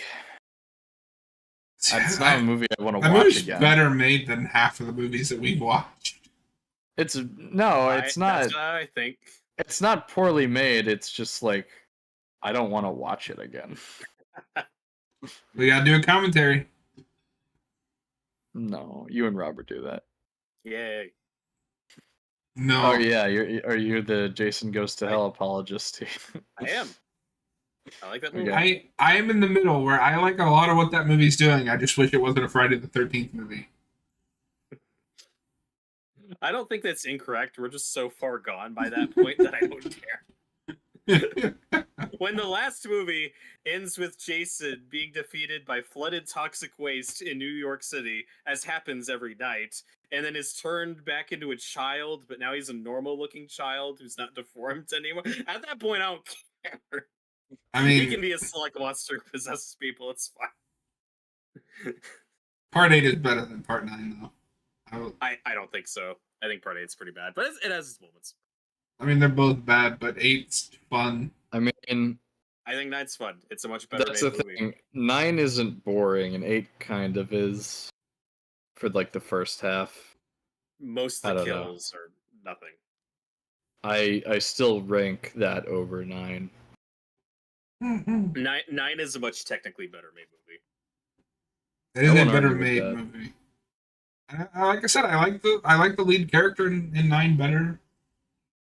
Yeah, 9 has some fun characters. It's got Creighton Duke, dude. That's true. Mm. Maybe I do like 9 better than 8. 8, like I said, it has its moments. It also probably has the worst final girl in the series. Like, she's not bad. She's just Well, it's discount Part Nice. 7 psychic girl. 9 is weird because she's the final girl, but arguably the protagonist is the final boy. Yeah, totally. And I like And I like him a lot. Mhm. He was also in Friday the 13th, the show. Yep, that is true. No, it's like, you two are idiots. No, I'm thinking maybe we should cover Friday the 13th, the show. If it was ever if it was available. We'll all buy the DVDs. Oh my god. We'll pay $1,000 each. Yeah. Don't forget, we Robert, should- Friday the 13th, we're going to be doing a Friday the 13th commentary. Yep, we have a Friday the 13th both in September and December. Yeah. Oh, really? Potential Friday the 13th commentary. Okay. It's gonna be great. We've only done commentaries on 2 of them. We got 9 wait, more to go. Which Friday are we doing on the 13th? We're going to throw up like a poll of like 4 and let the audience pick. Oh, right. You know what we should do, John? For the September one, we're doing the poll, so that'll be fan voted. Then for the December one, then maybe we should do the original and remake double feature That'll work. for that Friday 13th. That's a good idea. Noah, call off work that day. They can Wait, do for both. what day is that on? December 13th. Oh, yeah, no, Friday.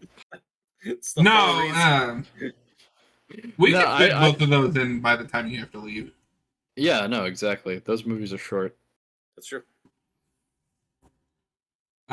My favorite thing just though is that Noah started with Jason X like I didn't, but he was like, "What?" And I was like, "This is awesome." No, we talked about that earlier. So the thing that I love about horror is just you get that weird shit that you don't get in other genres. Like, yeah, I don't love the idea, but yeah, sure, there's a giant slug that possesses people, and when they look in the mirror, it's a killer. Yeah, and it's definitely, it can be a bit of a Rorschach test with just your audience and what their opinions or perspective is, because a lot of people watch something like Reanimator and go, oh, that's bad, that's cheesy, the effects are bad, like it's not a good movie. and then we'll watch it and go, this movie's awesome. Not even in so bad it's a good way. It's just well, awesome. and let me just tell you how much a trooper. Let me just tell you how much of a trooper Noah is. He watched all 9 Saw movies at the time. There was only 9 with me. That's impressive. I still need to get to those. He liked some of them. I didn't have a bad time with those. No, I it's not exactly my thing, but I see the appeal in that franchise. I want to play a game. I still need to see 10. I just realized. Oh, you haven't seen 10 yet. Robert hasn't seen any of them. Seen 10. Oh, we got to do our Saw commentary because it's the 20th anniversary. It's the anniversary. We need to Okay. write these down. Okay, so let's push the X commentary back. Okay. Because if we don't, I feel like if we don't do the Saw commentary next, we just won't get to it. Okay. No, let's do Saw. Yeah. I'm down. Are you gonna go in blind or watch it ahead of time? That one I'll for sure watch it ahead of time. I want to. I'm torn because it's on one hand, like I'm glad that you'll be prepared. On the other hand, it's Saw, and I don't know if you know this about Saw, but it is built on insane twists. That's okay. That's what's unfortunate. That's why the first one would make for a bad commentary, though. Is I think I already know all the big twists in the first movie, so it wouldn't be worth it. For okay. Wait. It wouldn't be worth it. So what is the big twist? Well, spoilers for anyone watching this who hasn't seen Saw. It's in 20 years. The big twist I know of is that Jigsaw's the guy on the ground the whole time. Who's pretending. Just watch the movie. I didn't know that. I didn't know that one. No, that was awesome. I was like, what? I was like, what the fuck? That's the best movie of the franchise. Second best. Some would say X. Ooh. Actually, yeah, I've heard a lot of praise for X, which makes me want to see it. X is legitimately one of the best entries. My favorite is still Saw 2 because it's got that, like, they're all stuck in a house with traps. So you get, like, a whole bunch of different traps. I like 3 as well. 3 has one of the worst, like, just most brutal. Okay, so This reminds me of a conversation Noah and I have had a couple times, and I don't think you and I have ever had, Robert. Do you miss the days when we had like a bunch of just horror icons on screen? Like new horror icons, not just like, oh, Laurie Strode is back or Sidney Prescott is back. I think we'll still get some who have potential. We just haven't had enough years pass to solidify that. In my heart, Pearl's a star. I don't know if people are still going to be talking about Pearl. He's a star in 20 years. But we still get some good ones, but it's tough because it feels like all the gimmicks are taken. You'll get some occasionally, like those. I mean, those Purge movies really big for a minute, and I don't know if there's any one iconic character, but I see a lot of those masks. Well, I think the problem with the Purge movies is they don't have any reoccurring characters. Yeah, and then I mean, like the Strangers, but I mean that movie's almost 20 years old now. And then we remade it, and everybody hated it. Which I still haven't seen it. I haven't seen the remake or the original. Oh God, yeah, I will need to see that for my list this year. Shit. Does that count for our project? No, for top 5, bottom 5. I know, no, but original remake it also counts for original and remake. We did that in like 600. Right? We're not gonna run out anytime soon. But yeah, it's also that tough thing where maybe that's just expecting too much. It's like saying, well, why don't we get any good original superheroes anymore? It's like, well, that's because we have 100 years of history and all the good gimmicks and concepts have already been taken. It's easier said than done. You know what I mean? See, I don't know if I could agree with that because, like, in the 2000s we had Jigsaw, who is very much a horror icon at this point. Now we've got Art the Clown, who I think will be a big horror icon. Art the Clown's a big one. Mm-hmm. We're not making those kind of movies anymore. And M3gan. Yeah. Well, you shut your mouth. Megan's one. M3gan. Anime fan, we have to review the Steamboat Mickey horror film. I mean, it's a horror film. Also, the difference is we're still stuck is kind of a harsh word, but we're still putting more emphasis on the old stuff. You know, we just got a new Alien movie. You know, we're still making Michael Myers movies, so there's not as much room for new icons to really grow and thrive when we're still making sequels to the old stuff. And I don't know if that's a good or bad thing. It's just an observation. But I don't know if that's the answer though, because we didn't have that problem in the 2000s. But we still only really had Yeah. one big horror icon in the 2000s. Yeah, but we were getting so many. I'd still argue we were getting more remakes than That's original true. stuff, you know. Well, and then you have ones like a Trick or Treat. You know, Sam is a cool, popular mascot, but like that's one movie. Yeah. Yeah, that's part of the problem too. Is why don't we have Trick or Treat 2 yet? You know, do something. So this is where I sound like a heathen, but I think part of the problem as well is the horror genre is split into two camps. You have like the Blumhouse, schlock. Nobody really likes it and it's not fun. Or you've got the A24 art housey bullshit. Neither side really lends to like making icons or a sequel or franchises. Yeah. I don't love either one. Like A24's made some really good movies, but like I miss the franchises, like we have an idea and we're gonna, turn this into a franchise and you're gonna have this character you can get behind and watch as they grow and develop and sometimes regress. I see your point. I just think that's easier said than done. Like when there's just so many. Yeah, but I mean, I'd be more with you if I saw anybody trying, other than Art the Clown. I think people are trying. It's just we're in the age where nostalgia is what sells, so they're going back to Michael and Jason and all that. And give me my Jason movie already, goddammit. No, you're gonna get a series instead. I mean, I'm fine with that. Who even knows if Jason will be in it, but it's the same world. I still have no idea what that's gonna look like. Yeah, we don't know anything about it. Excited to cover it when it comes out, though. We did get a little bit about the Alien show, though, which I'm interested in that. Well, that's a show we should try to cover like we're doing the Penguin. Mm-hmm. Yeah. But yeah, I don't know. I miss those, franchise horror. Well, and also it's, we look at the ones from the 70s and 80s that stuck, right? You got a lot. You got the Xenomorph, you got Freddy, you got the Predator, you got Jason, you got Michael. You can name a good dozen or so that have stuck around that are iconic. There are still countless one and done horror movies from the 70s and 80s that just came in. I like the movie The Prowler, but that's not an iconic slasher killer. It's a one and done movie. So it's easy to forget just how many just one and done movies there were that, for good or ill, just kind of fall by the wayside or forgotten a bit.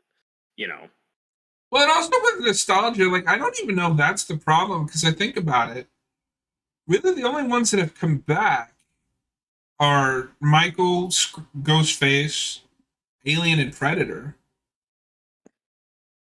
Yeah, Freddy we've been sitting on, but everyone still knows Freddy. But there is an effort to try to bring Friday the 13th back as a franchise. Mm-hmm. Who knows if it's going to be about Jason? And like with Scream, there'd have to be some connection. I feel like those last two movies just kind of came and went. Like they made money, but they're like sticking around as much as like the first one. Yeah, well, obviously no, but I mean they were popular. Like they were successful. Yeah, they were popular enough. And now Seven's in this weird thing. Who knows how that'll turn out? Like. Remember when that was the most consistent horror franchise? Yeah. Now it's Evil Dead. But yeah, well, Evil Dead and Chucky like a lot. Yeah. Chucky's good. We still got to do some stuff on Chucky. We haven't covered a single one, folks. Have we not? We haven't. What? We'll definitely do the original and remake at some point. Robert, I just got to tell you, one of my favorite watch parties with Noah was going through those. Oh yeah, and hearing him blind react to Seed of Chucky. Oh my god! I And loved that's it. one. That's one I think time has been a little kind to, because at the time everyone hated it and called it one of the worst horror movies ever No, made. Well, and no, you can it's tell good. because got a the bit of a immediate following next now. movie is for all intents and purposes, soft reboot. Yeah, and a straight to video movie. No, Brett? Timon's Why definitely see been this kind to that one? movie, and I love to see it because I always liked that movie. That was my first Child's Play movie. Oh, That was the first one you watched? Yep. Oh wow. I do like how that movie is still remembered, like it's still referenced in the Chucky show, and they even show some clips from it. So it's like that movie still counts. We're not Well, the way- forgetting about it. The way that movie handled those movies handled continuity is super smart because they reboot, soft reboot. Was 6 movies in? I think Curse is 6. Yeah. Or no, wait, is it Curse is first? Yes, because No, Cult yeah, is the Curse second 6, one Yeah. because it's a literal cult of Chucky. Yeah. Whereas, it's just Chucky dropped in house. And then you're watching it, and then at the end, you get a little bit of tease like, oh, we haven't forgotten 30 years of continuity, right? Yeah.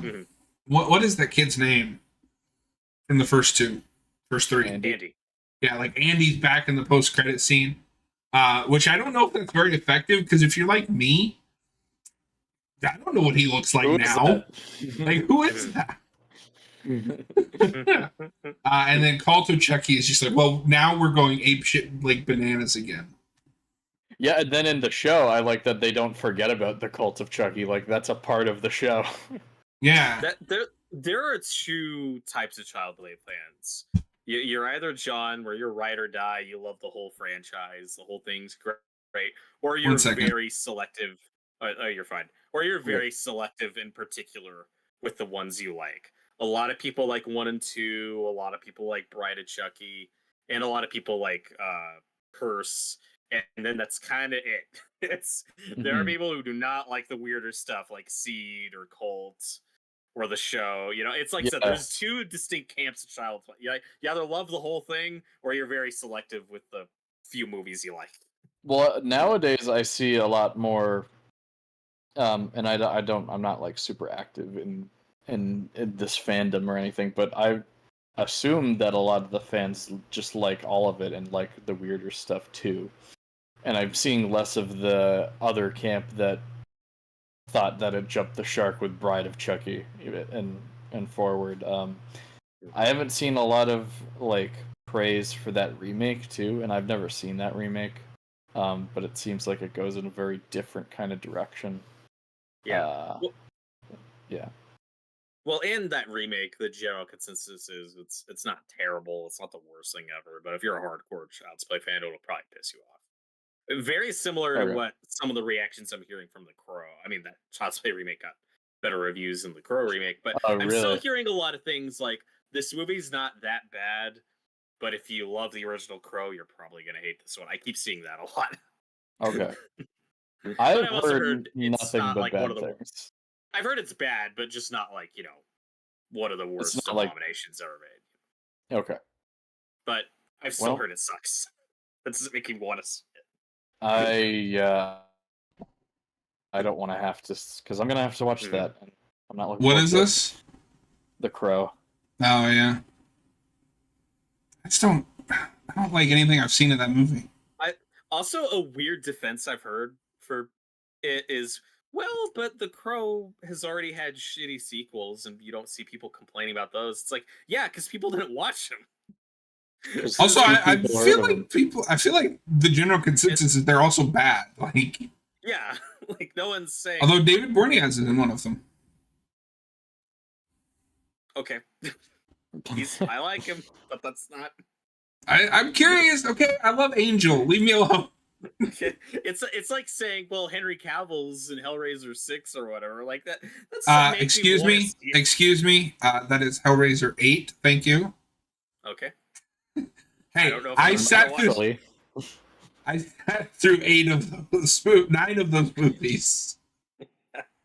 Because Hellraiser's a big one. Like, if you want to talk about garbage, because all of the Friday the 13th movies people don't like, a lot of the Halloween movies people don't like. They're still some level of quality to the bad ones. They're still theatrical. Everything I've heard about the later Hellraiser movies. Get ready, It's Robert. quite We're bad. going to make you watch them. Oh god! I mean, like I said, that's what I like about this remake series. I have to watch the first one and the remake. The sequels, Ooh. we'll see. We should put that on top priority of the list. Okay, I'm looking forward to it. Oh yeah, the reboot Hellraiser. The Hellraiser Yeah, and yeah. Hellraiser reboot. Yeah, reboot remake. I think it falls into the same No, yeah, I was No, it is definitely because I forgot about reboot. that movie. I forgot about that movie, but I thought it was all right. I didn't hate it. I like the second half more than I do the first half. Okay. That movie's problem is the first half is a very generic like teen movie. It reminds me a lot of The Evil Dead, where it's like you just have these characters you don't really care about. And then the second half is like a Clive Barker movie. Okay. Has Leprechaun ever officially had a remake, or have they just? Yes. Okay. Oh, God. So, are you ready for this? So, WWE got the rights because there was a time when they were doing films. There's a 2-pack of movies from that era that we have to cover called See No Evil and See No Evil 2. They're decent slashers. Okay. They get the rights and they make a serious horror film out of it. Look up Leprechaun Origins. But that's not a prequel. That is a reboot. That is a reboot. It is a reboot because it can't be. It's not even the same like Leprechaun. Look it up. Oh, and it has gold vision. They do the like Predator vision, but it's gold. Cool. This is a live reaction of Robert looking up Leprechaun Origins.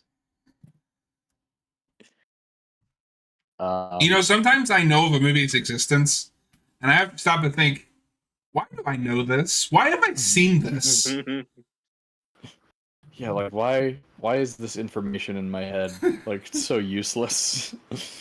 Wikipedia is telling me it's a little darker and a little more traditional horror than the Warwick Davis. So No, yeah, like he doesn't talk. He's just a little gremlin thing that runs around. it has a Yeah, 0%. so we're gonna have to do that, I guess. Oh, Can we just watch Leprechaun in space instead? well, that's not even the best one. That'll It be is for the in best space one. series. We have to do an in space month at some point. Oh yeah, no, that's a good idea. There would be at least 3 movies. Leprechaun, Hellraiser, Jason. Yeah. There's gotta be another one. I mean, would that be an Well, excuse to do mean- Alien again? Well, that's already in space. It's in space. That's But what I'm it's talking about already- in space movies. No, but with the other ones, it's different. It's like So you want to do like franchise movies that went to space? yeah. Well, Yeah, see, that's been always what I my wanna thing. do. Is people are like, oh, franchises die when they go to space, but like, only 3 of them did it. We'll throw Moonraker in there. My favorite horror movie. Pretty I don't terrifying. know. We can just do that as like a trilogy of commentaries, I guess. Yeah. Yeah. The in space. I'm gonna find a way to make Robert watch Hellraiser 9 though. That's up there for worst things I've ever had to sit Oh through. god. Have you ever wanted to Yeah. see a found footage Hellraiser movie? Yay. No, I've seen the first 9 Hellraiser movies. I made Noah watch. We watched the first 3. Yeah, the first 3. You should watch 3 though. That is dumb schlock, but it's fun. 3 was it was. I liked Yeah, it more than 2. The only priority Hellraiser movies for me are the first 4 and then the reboot. Those are the only ones worth watching. I know. Wait, have you not seen any of them? I've seen the first one. Oh, okay. Okay. No, I know don't adore the it's first divisive. one. A lot of people hate 2. A lot of people love 2. I have no. I am in the camp that does not like 2. Did not care for it. It's But higher up on my enjoyed ranking 3. because it's the Hellraiser franchise. But And then 3 is weird, but some people like it. so the thing with 3 is it's a full on slasher, and they just make him Freddy Krueger. because he's delivering like all these one-liners, but like Doug Bradley nails it. Okay, and then 4 has just that weird production troubled history with it. I've So heard that there's some of a great movie in there. so 4 is supposed to be like an epic about the history of the box, but the studio wanted Pinhead, wanted more Pinhead and more Pinhead and more Pinhead. So that is an Alan Smithy film. Oh, okay. I think I forgot that. Supposedly, so Arrow released that box that I think you guys saw in the stream that I did that I have. That has the work print version. I don't know if that's the rumored work print of like his original like idea, or if it's just a work print of the cut that we already have. But no, that is heavily messed with, and that's also at the point where Clive Barker's like, take my name off of it. Is 5 when they start going direct to video, or is that still theatrical? No, that is no. 4 is the last theatrical. 5 is the first straight to VHS at the time, and it is Scott Derrickson. Oh, that's right. I thought he did one of the later ones, but It's not great. So the thing that astounds me is 5 and 6 are the same movie. Well, and I've seen other franchises though, like we mentioned Curse of Chucky, like that's it sounds more belittling than it should. Like, well, it's a direct-to-video movie, yeah, but it's really good. You know, it doesn't necessarily mean it's gonna be bad. Or I mean, I like Psycho 4 more than most, and that's a Showtime movie. The first 3 were straight to DVD. Back in the day, didn't mean bad. It just meant not as expensive. Yeah, Hellraiser being the exception. No, it's bad. I mean, well, and it was arguably kind of a golden age, you know, pre-streaming, when you knew, okay, we know that this doesn't have a wide audience, but we know it has an audience that will watch. Like, we saw that quickly with the Tremors franchise. We're only like the first 2 are theatrical, and then they don't do great at the box office, but they still out. People will buy and watch these, and then you get like 8. There's 7 or 8 of them now. Or Tremors, and I've heard that the last couple get real bad. But, you know, there's a few popular ones in there. Well, that's kind of like if we have to do original streaming content, because I've always said, what I want from a streaming service is just a service where I can watch the movies that are already out. I don't need 700 Netflix originals. Yes. But if you're going to do that, just make that the next direct to DVD. Put existing franchise new entries on there. Yeah. I think Netflix would make a lot more money than what they're doing now. I agree. Or Max or whoever. Yeah, Netflix was more popular when you had stuff like The Office on there, or Friends. Exactly. Or Breaking Bad. Or Breaking Bad. Which is yeah, still like, on there. But that's going to leave at some yeah, point. Exactly. Yeah, no, just make offers to keep that stuff on there. Just have a central hub where I can watch whatever the fuck I want to watch for a monthly fee. Yeah, if only that were the case. We live in the worst timeline. Darkest timeline, yeah. We do live in a society.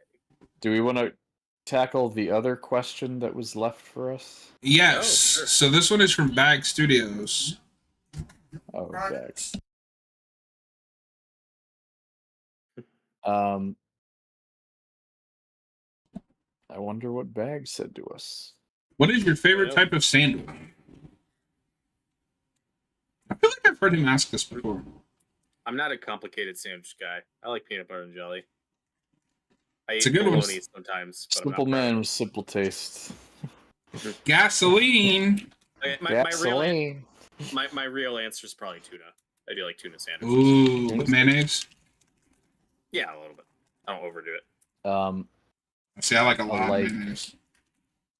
I like BLTs. I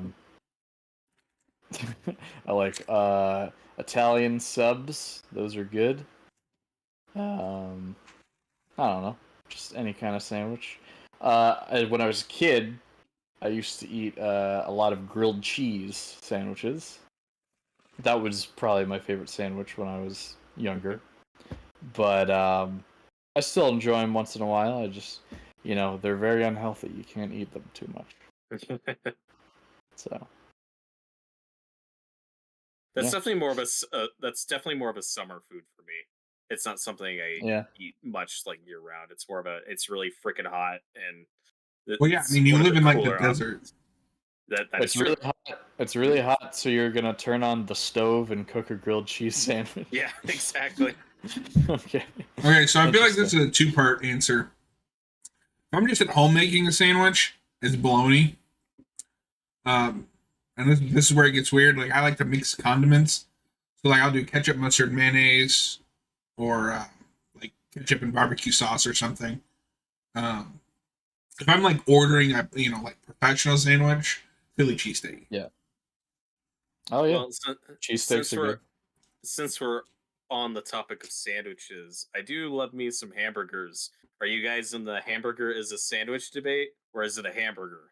Why not? Yeah, it's a sandwich. There's a. I know Lucky there's a heated. John. There's a. Didn't you just say it was a sandwich? I did not. Sir. You're like, oh, It's a since we're piece on of the meat topic between of two pieces sandwiches. of bread. It's a sandwich. It's a hamburger. I mean, a I Philly don't think cheesesteak actually is a Philly cheesesteak is I also agree. a sandwich. So I know there's a more heated debate on whether or not a hot dog is a sandwich. I mean, And I don't think it is, but whatever. I don't have an answer. I just to don't that. care enough. It's like the is water wet debate that happened a few years ago. Okay, well, it's just yeah. I don't actually feel that strongly, Bay. I just find it funny. Like, okay, if you were to ask someone making a sandwich, whatever, I don't care. Like, what would you expect them to hand you? And then if they give you a hot dog, are you like, oh, that's weird? Or Yeah, it's oh, a sandwich. Cool. Like, I don't know. I like if I ask for a sandwich and somebody hands me like a hot dog, I'm gonna eat it because I like hot dogs. Like, who cares? I'm not Well, saying do you you- want to eat it. I'm asking like, Would you call a taco a sandwich? No. Why not? It's not? bread. according to your definition, it is. That's true. Okay, that, but just, then, that one feels wrong to me, right? Like, but then you wouldn't call a burrito a sandwich. That's a wrap. But then Yeah. is a wrap a label of Sub. a sandwich? I see what you did there. Oh yeah, subs. Yeah, I did that on purpose. That blank stare that he had. Well, I don't know, because pizza is technically a pie. So if pizza's pie, then hot dog is a sandwich. Yeah, I always think of that more as like slang than literally. Most people don't refer to it like literally as a pie. I've heard people say like, "Oh yeah, I'll have a pizza pie." Yeah.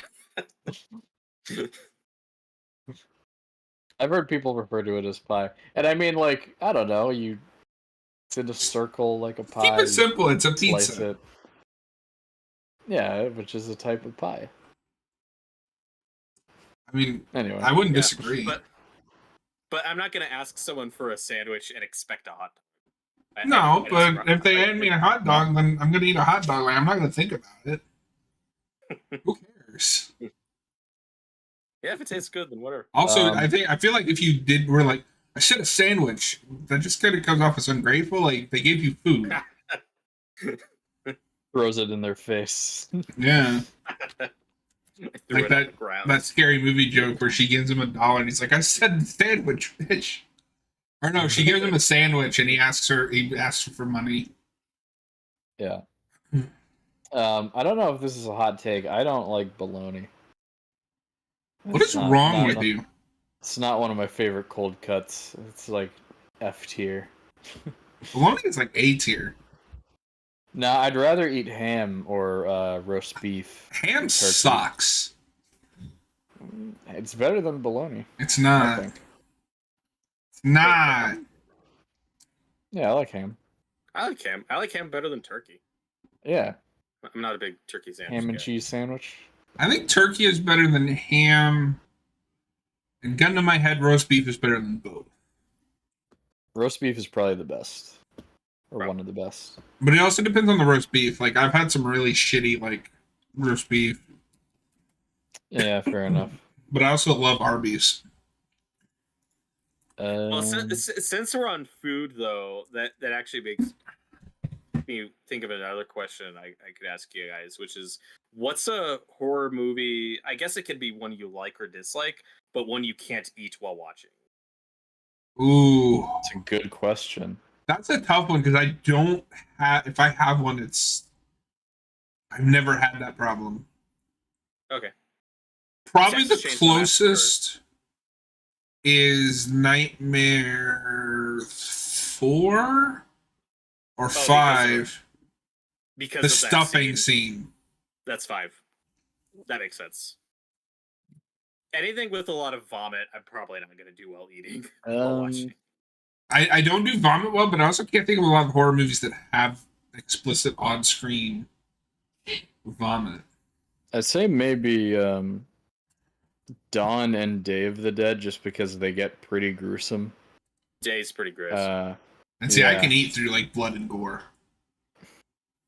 That depends. Okay.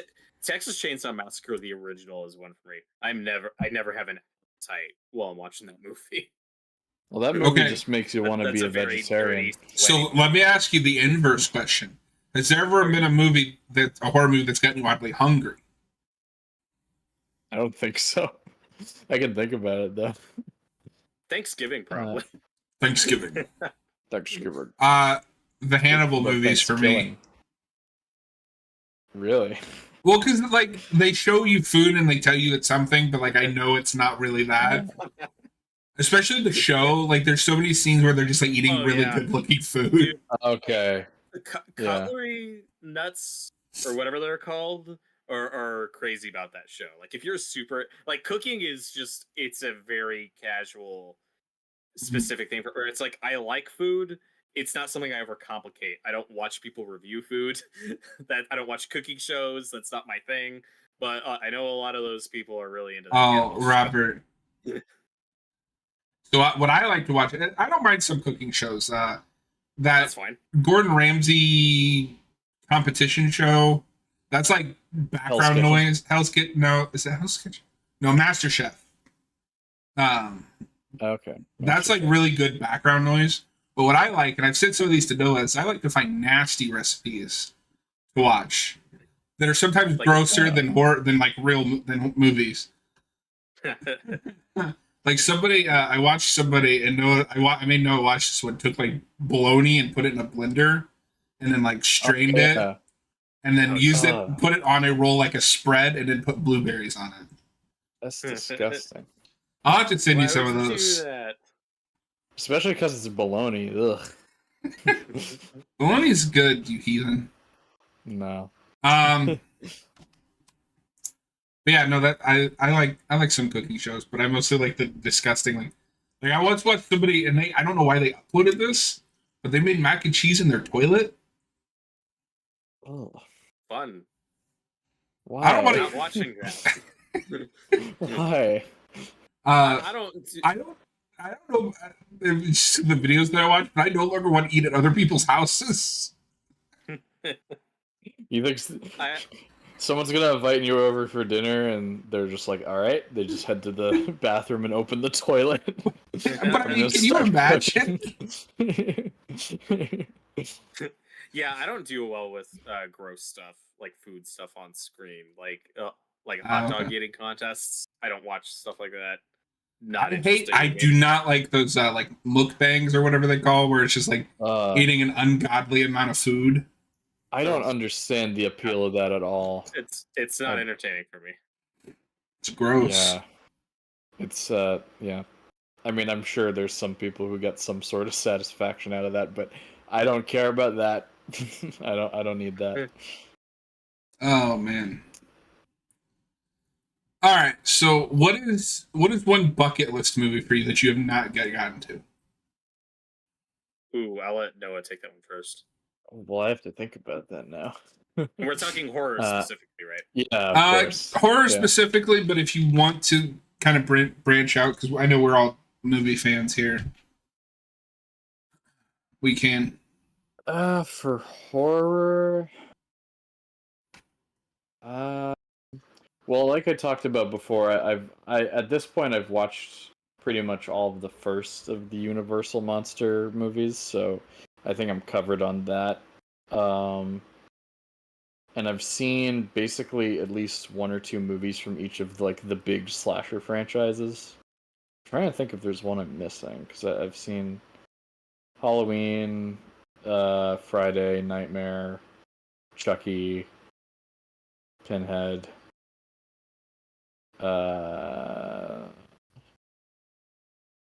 Yeah, I don't know. I gotta think about this for a bit. I thought if I started naming some would come to mind, but that hasn't happened yet. Yeah. Do you have one, John?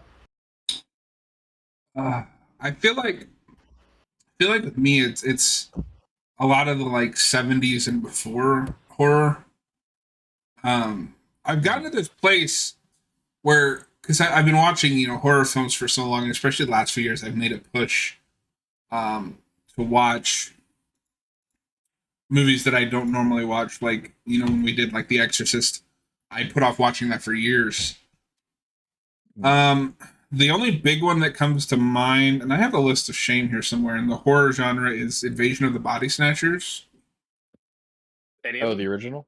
Yeah, I'm any of them. I haven't seen a single. Oh, okay. So I mean, I've seen The Faculty, but that's like a screen take on. Yeah, the 50s one and the 70s one are both great. I've seen the 70s one. That is really good. At least that's what I heard. I guess okay. So I guess the original Invasion of the Body Snatchers would be mine, and then along the same lines as that, the original Fly. I've not seen. Yes. So we were talking about those Vincent Price movies earlier. I still need to see a ton of those. Also like The Raven, The Black Cat, like a lot of classic horror. I still need to see the Saw movies we were talking about earlier. I still need to go through those. Looking forward to that. The other big bucket list one, and I say it because it's been on my list for years, and it's one I plan to watch every October, and it's the one I never get to, but it is on my list, is Cujo. That's a big one. Oh yeah. I still need to watch Cujo. Maybe this year it finally happens. And along the same lines as Stephen King, I haven't seen the It miniseries, which I know a lot of people don't really like, but a lot of other people still hold it in high regard. So I'd say that's a bucket list for me. It's worth watching. Is it Misery, Israel? Oh, Misery is a big one. Yeah, Misery's great. I haven't seen it. I've read the book. Great movie. Well, at least that's what I heard. That's what I heard. Yeah, I feel like a lot of the big 80s ones, like the big ones I've already seen, but then it's a lot of the smaller stuff. Same. The less talked about stuff I still need to get to. Yeah. I guess Italian. A lot of Italian horrors. Movies. Yeah. A lot of Hammer horror movies I still need to see. It just sucks. A lot of that stuff's not available. Yeah. No, I've seen the Dracula and the first Dracula and Frankenstein's for Hammer. I'd like to watch the rest of those. But Italian horror is a big blind spot for me. I still need to see Suspiria, both of them. Me too. I've seen the remake. I need to see the original. Or maybe it's on the original now. Argento. Zombie, the Fulci movie, I still need to see. Wait, did you not do that one with me? Nope. That was that was super early. Yeah. Yeah. Yeah. That was my entry to like Italian horror. You guys still need to see Society, right? Yeah. Yeah. That's another on my list. I really want you guys to watch. Wait, I've heard it's disgusting. Is that the one with what's his name? Alan Grant? Sam Neill? Yeah. He's not in Society. You thinking of Possession? Yes, Possession. Okay. I still need to see Possession, and another big bucket list. I still need to see In the Mouth of Madness. Oh wow! Okay. Those are two of Sam Neill's best performances. And then my hot take is In the Mouth of Madness is my favorite Carpenter film. A lot of people like it. I'm looking forward to it. It's on Shudder. You bastard. Possession is so good. I would love to do a commentary on that. Maybe a blind commentary for one of you guys. Yeah, I've seen it. I wanted to like it more than I did. I liked it, but I wish it was better. Oh yeah, I forgot you'd watched it. Yeah, I still watched Possession. No, like I've seen all the big like franchises of the '80s, but I feel like there's those smaller like what's that movie you just put up, Society? Yeah. Society. Yeah. Stuff like that. Yeah, a lot of like the cult following stuff than the big franchises. Yeah. So if I may pose another question to the group, unless you had another in mind, do you guys have like a list of your desert island horror movies? If you can only watch this select few over and over again, like forever, like to the end of now, and you didn't have access to anything else, like what's your select? It could be 5, it could be 10, just whatever comes to mind. Like what are your desert island horror movies? I can go first if you want me to think about it. I want to hear Noah's. I'm making a list right now. You want me to go first? Well, real quick before we do that, Noah, didn't you have to go at 9:30? I can go in a few minutes. It doesn't have to be right at 9:30, but yeah, I gotta go for a bit and then I'll be back if we're still live. So. Okay, I'll need to go soon-ish, so not sure. Okay, well, maybe we won't be live still. We might not. I could go maybe another like 20 to 30 minutes, but I might need to call it for that. Okay. All right, Robert, go ahead. Yeah, just in terms of like those, the Evil Dead movies, specifically the original trilogy and the show, if I can include, if we're gonna include TV as well, Ash vs. Evil Dead for sure. Psycho and Psycho 2. Psycho 2 is one of my favorite sequels. Exorcist and Exorcist 3. That's one of my favorite sequels. Maybe Halloween, Texas Chainsaw Massacre. I feel like or Dawn of the Dead. Definitely Dawn of the Dead. And I think all the ones I just rattled off, like that's a good variety. Like a lot. Some are slower, some are more serious, some are more fun. Like I think that's a good variety of just stuff I really love. So that like the first 2 Psycho movies, Exorcist, Exorcist 3, the Evil Dead trilogy, Dawn of the Dead, like those are a lot of the big ones for me. So many. Mm-hmm. So Evil Dead 2, Dawn of the Dead, and Day of the Dead. Friday 6 and Jason X. And yeah, I'd probably add Friday 4 and 6 to my list. I'll throw in Hellraiser as the last one. That's a good one. Okay. I think I'm gonna go Exorcist 3, Evil Dead 2, Dawn of the Dead, Jaws. That's a good one. Jaws, yeah. Jaws. And what was that last one I was just thinking? Probably Halloween, the original. Nice. Yeah, I should have also mentioned Jaws earlier when talking about stuff that got us into a horror movie, because that's a movie I see as a kid that both scares me and I'm also like really like. It's a movie that sticks with me that I'm quickly a fan of. So it's this weird thing where I, like a lot of kids, I go through my shark phase, but I'm also still terrified of them because of that movie. So I don't. John and I have talked about this before. I don't mess with the ocean. I'm not an ocean guy. There are too many ways the ocean could kill me that I'm not interested. But I love Jaws. Like that's definitely one of my favorites. And I didn't see Jaws until a couple of years ago. Okay. And in fact, we did all 4, and Jaws 2 might be the most boringest movie ever made. It's pretty boring. I don't agree. I think that movie's fine. It's not a good watch party movie. No.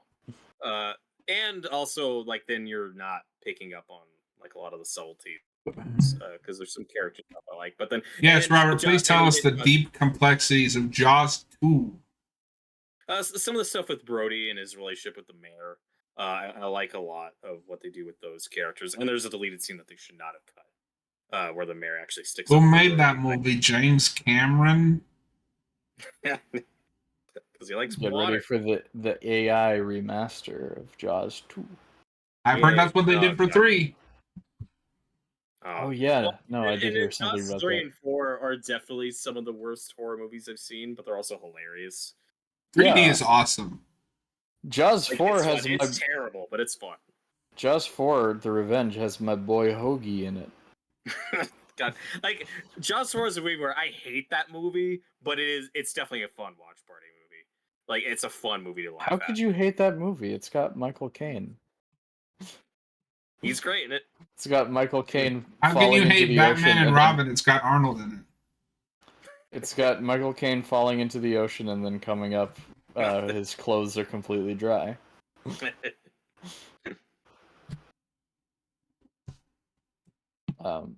Yeah. Yeah. Yeah. Yeah. You need to get out of here. I should probably get going. If you guys are still around at like 10:30, then I'll join back in. But we will go until Robert has to go, and if you're not here, we'll just call it a night. Yeah. Okay. Well, yeah, no, it was fun doing this hangout stream with all you guys. Yeah. Hopefully the people in the chat are having fun too. And for anybody watching either now or after the fact, when we hit 400, we will do an Evil Dead 2 commentary. Ooh, that'll be fun.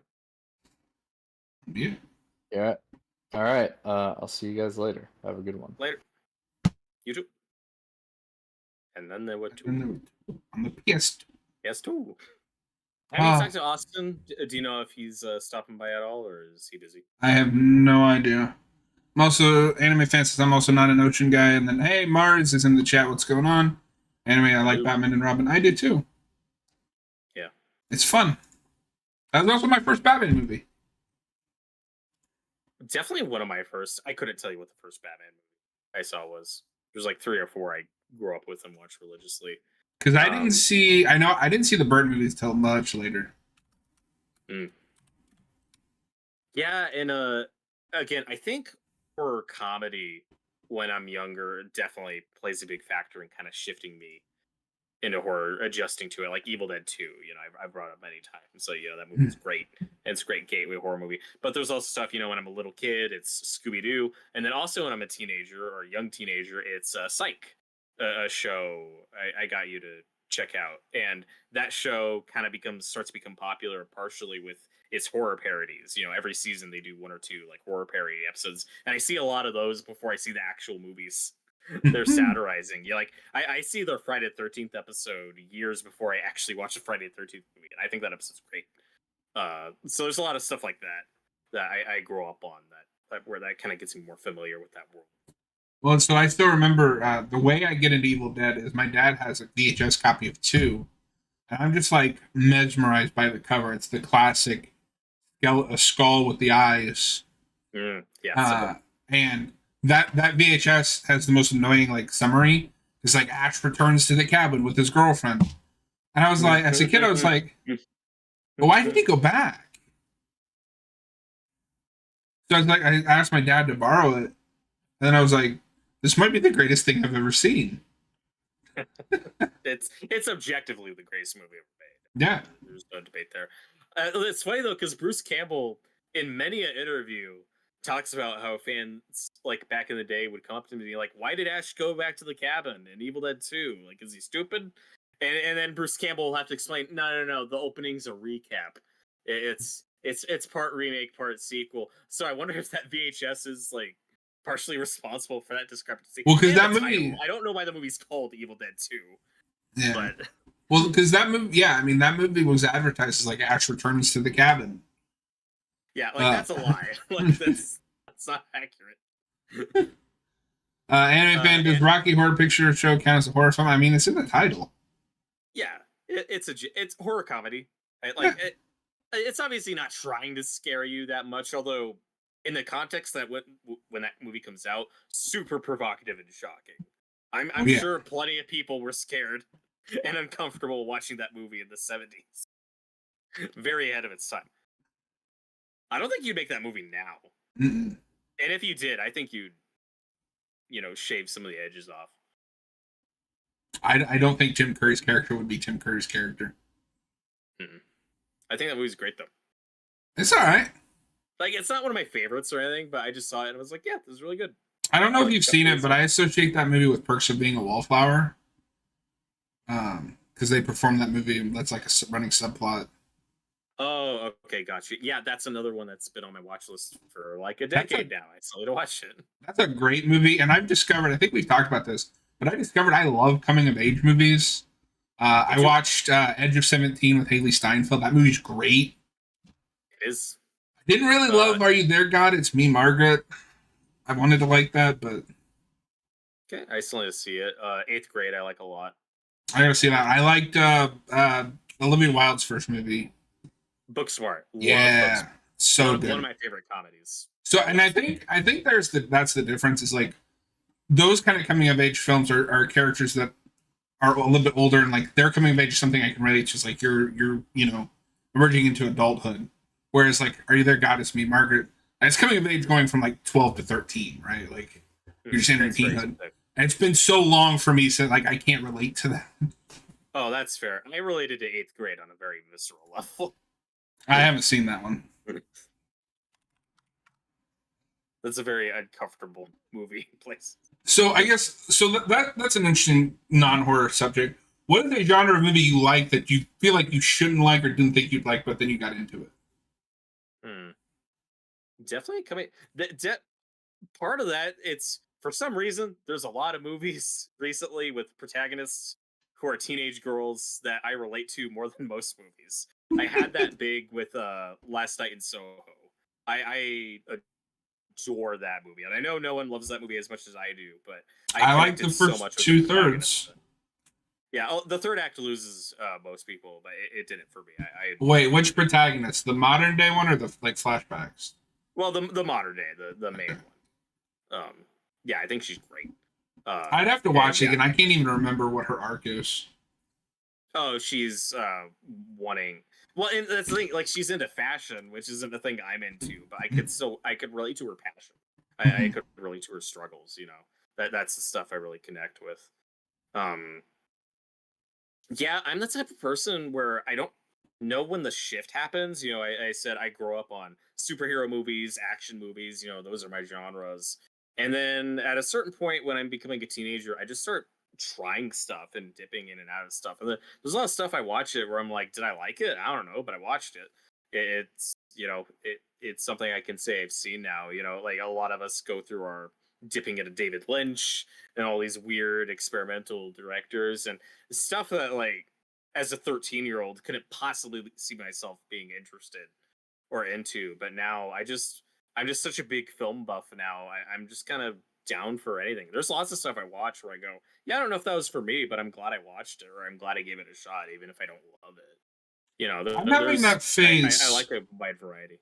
I'm having that phase kind of now, like since I joined, that Geek Evolution Discord, being around more movie buffs, like, yeah, I should try this stuff.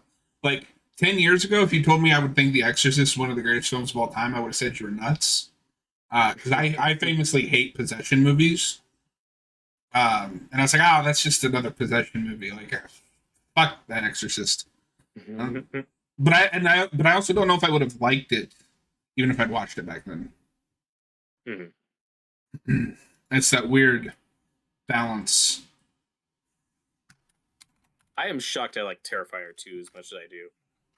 See, I expected to like that movie. Sure, especially since, like, you're big into slashers, and I've recently gotten big into slashers. It's certainly the age I see it is a factor, because, like, I am down for that movie and looking forward to it, but I'm not even the biggest fan of the first one. And the big one for me for a long time, though, is, like, torture porn. That's just not appealing to me. And it's still not, but I'm just more open to it. Like the Saw movies I've been wanting to finally watch, and but then there's the weird stuff like Human Centipede where I'm just not interested. I'm still not interested. I love Saw. I think it's one of my favorite franchises because it's not it got stuck with that label, but I don't think it's nearly as much torture porn as like Hostel or I've heard that first movie like undeserved, like that term, at least with the first movie. Like I've heard definitely with the first movie. I could maybe see it for some of the others, but even then, in a decade with like Hostel, which is literally about people paying to torture people, and like Mhm. Human Centipede, I don't think the Saw movies are torture porn. Yeah, But and I no, think so most Saw fans would agree with you. I always said, especially when I started this, I have two limits. You will never see me cover the Human Centipede because I don't want to watch it, and I will never cover a Serbian film. Okay. I will not watch either one of those. I don't want to. No, thank you. Yeah, I have that with Cannibal Holocaust. It's a movie I like to joke about, but I'm not interested, and it also doesn't help when there's infamously like the scene with the turtle when there's anything that's a thing that's still very touchy for me. Like if you're involving real animal cruelty, I am Yeah. not gonna watch it. Friday the 13th is an exception, and I'm still not happy about that scene. So I have an interesting because I don't even like snakes, and that scene that still bugs me. so I don't I wish I necessarily could do that. disagree because obviously I'm not going to be like, oh, I support animal abuse. Um, I part of me wants to watch Cannibal Holocaust. I get in these moods where I'm like, I want to test myself. How much can I handle? Like I've seen Yeah. Green Inferno at this point, and I was like, that was kind of tame. Oh, weird. And I still haven't seen it, but stuff like Terrifier 2 is something that, or the original Terrifier, I wouldn't have gone anywhere near that 10 years ago. I didn't even know about Terrifier until James A. Janice covered it. And I wasn't a Patreon subscriber, so I couldn't watch the uncensored one. He showed a very censored version of the big famous kill from the first movie. And I was like, okay, I love creative death scenes in movies. Like, that's my jam. I have to see this. And I was like, oh my God, like, that's creative, but it wasn't like, it's not like Hatchet where, where the, Ugh. so it's like, oh, that's really cool, but like, that didn't really push me. Like, it was familiar territory. I don't even think like that movie gets a lot of shock and outrage. It's not even as gory as like Day of the Dead. Probably not. Terrifier 2 now, that's a different story. But even the 2, like, it's kind of just a token scene. Like they push to the extremes in that token scene, but Yeah, and then there's a couple. And obviously mileage will vary.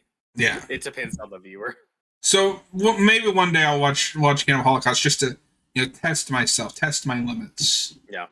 Yeah, I don't know if there's anything I'm in the mood currently to like test myself with or that much. There's just a few things like Human Centipede I'm just not interested in. And then other stuff where I don't know. Maybe I'm just so desensitized. I'm not Like as worried about that anymore. But I'll occasionally see something that still kind of disturbs me more than I expect.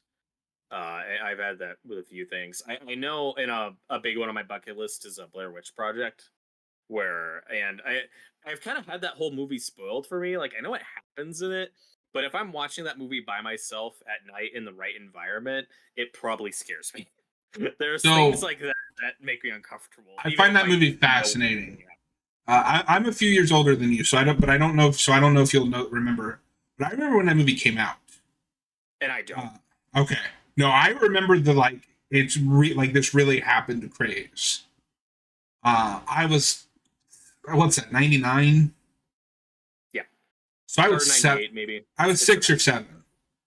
But I didn't really think about it, and then I watched it like a year ago. I don't like found footage. I don't love slow burn. Like I like A24, but I feel like a lot of slow burn is really just the movie wasting my time.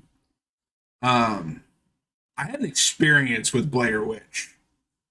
I don't know the last time I've had an experience like that, but I had an experience with that movie. I don't think I will ever be able to replicate it, but we're gonna have to watch it for the channel at some point.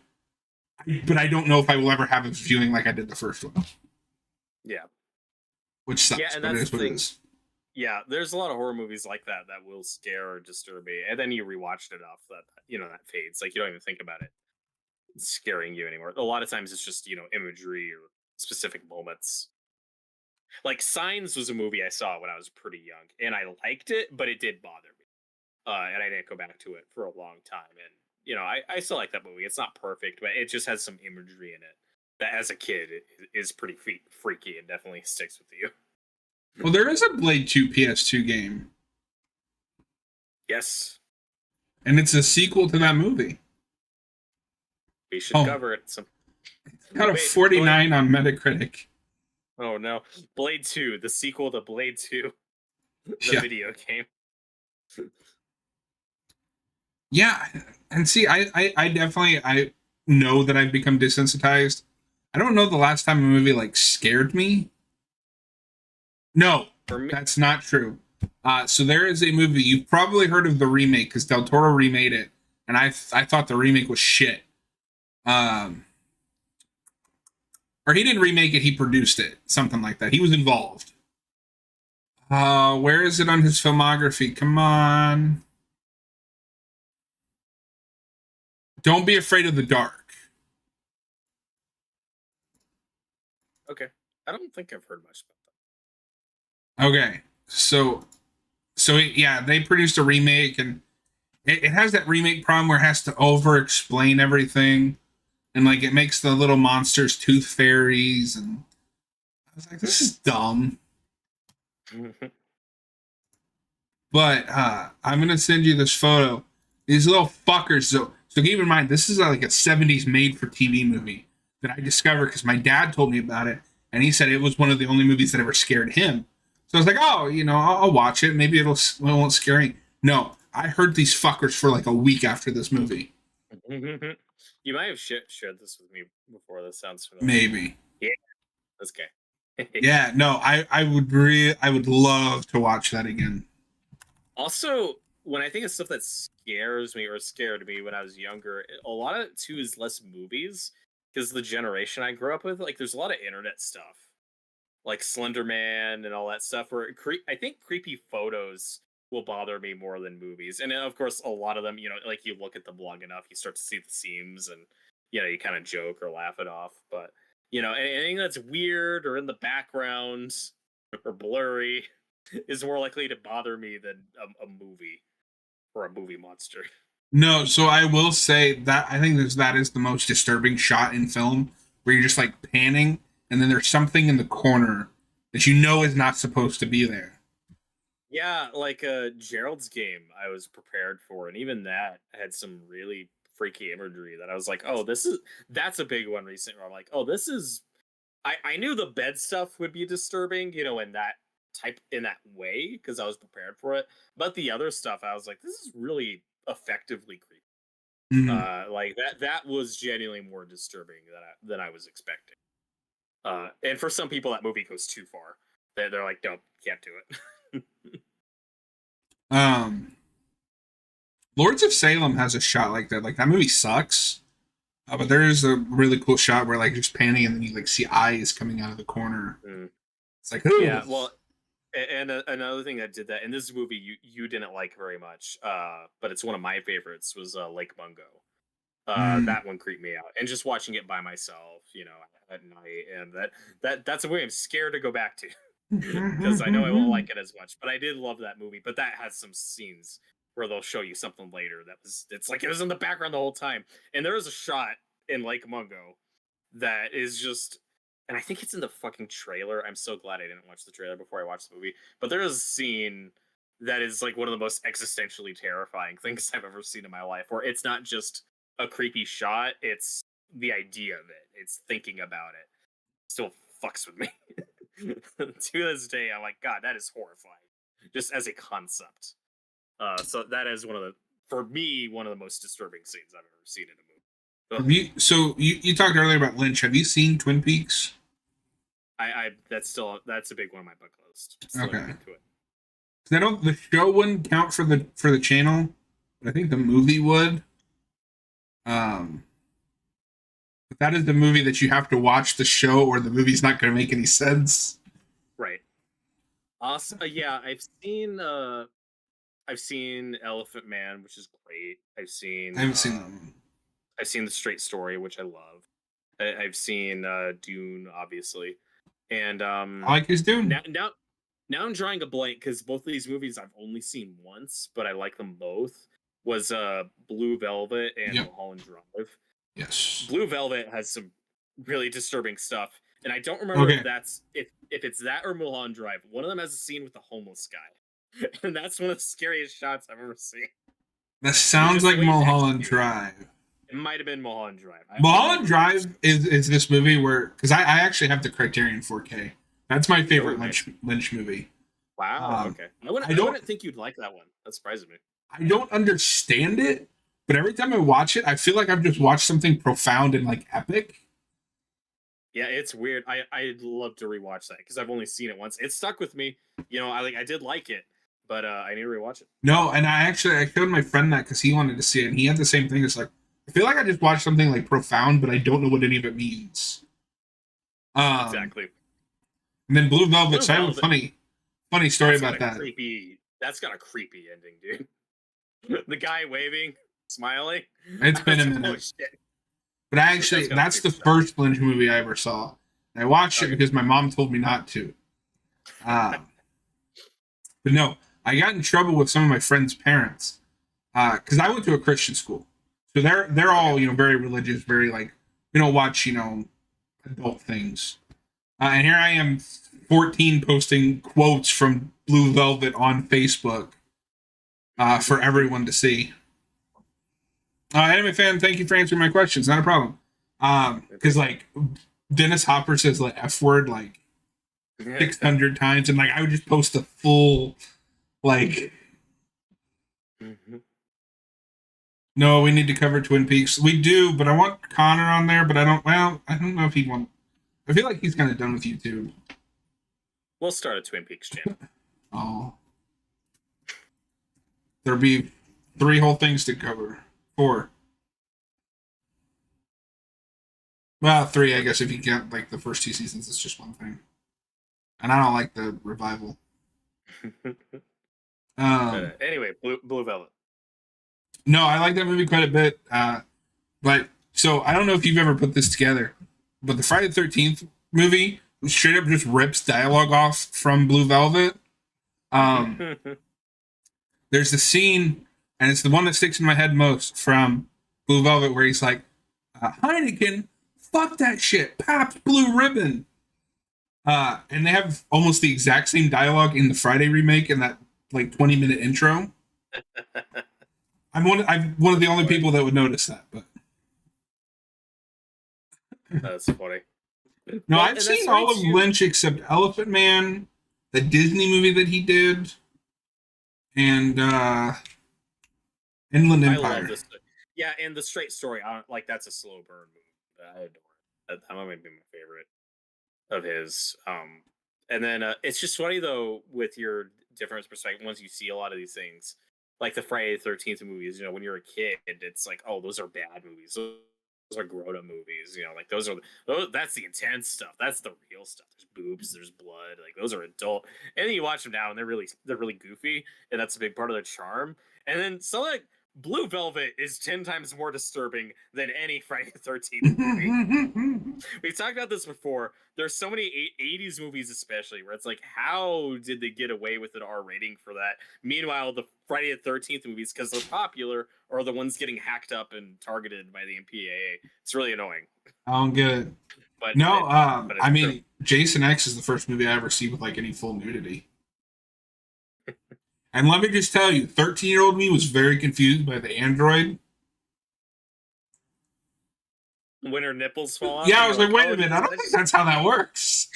That's funny. No, Inland Empire and Wild at Heart are the only Lynch movies I haven't seen. Yeah, those are the Yeah, 2 I haven't absolutely. seen. Oh, and Elephant Man. Elephant Man's great. That's what I hear. At least that's what I heard. But no, you should definitely rewatch Mulholland Drive. Yeah, I definitely will. Oh, sorry. That's a I criteria. don't know what Wild at Heart is then, because I haven't seen The Straight Story. Yeah, well, when we mentioned that earlier, because that's the Disney one. Oh, okay. You I mentioned that earlier. I thought it was Wild at Heart for a second. That sounds like a. Speaking of Disney movies, okay, because this is a hangout stream. We can talk about whatever. Do you remember like some of those old just Disney like kids movies from like the '90s? Like, do you remember Born to Be Wild?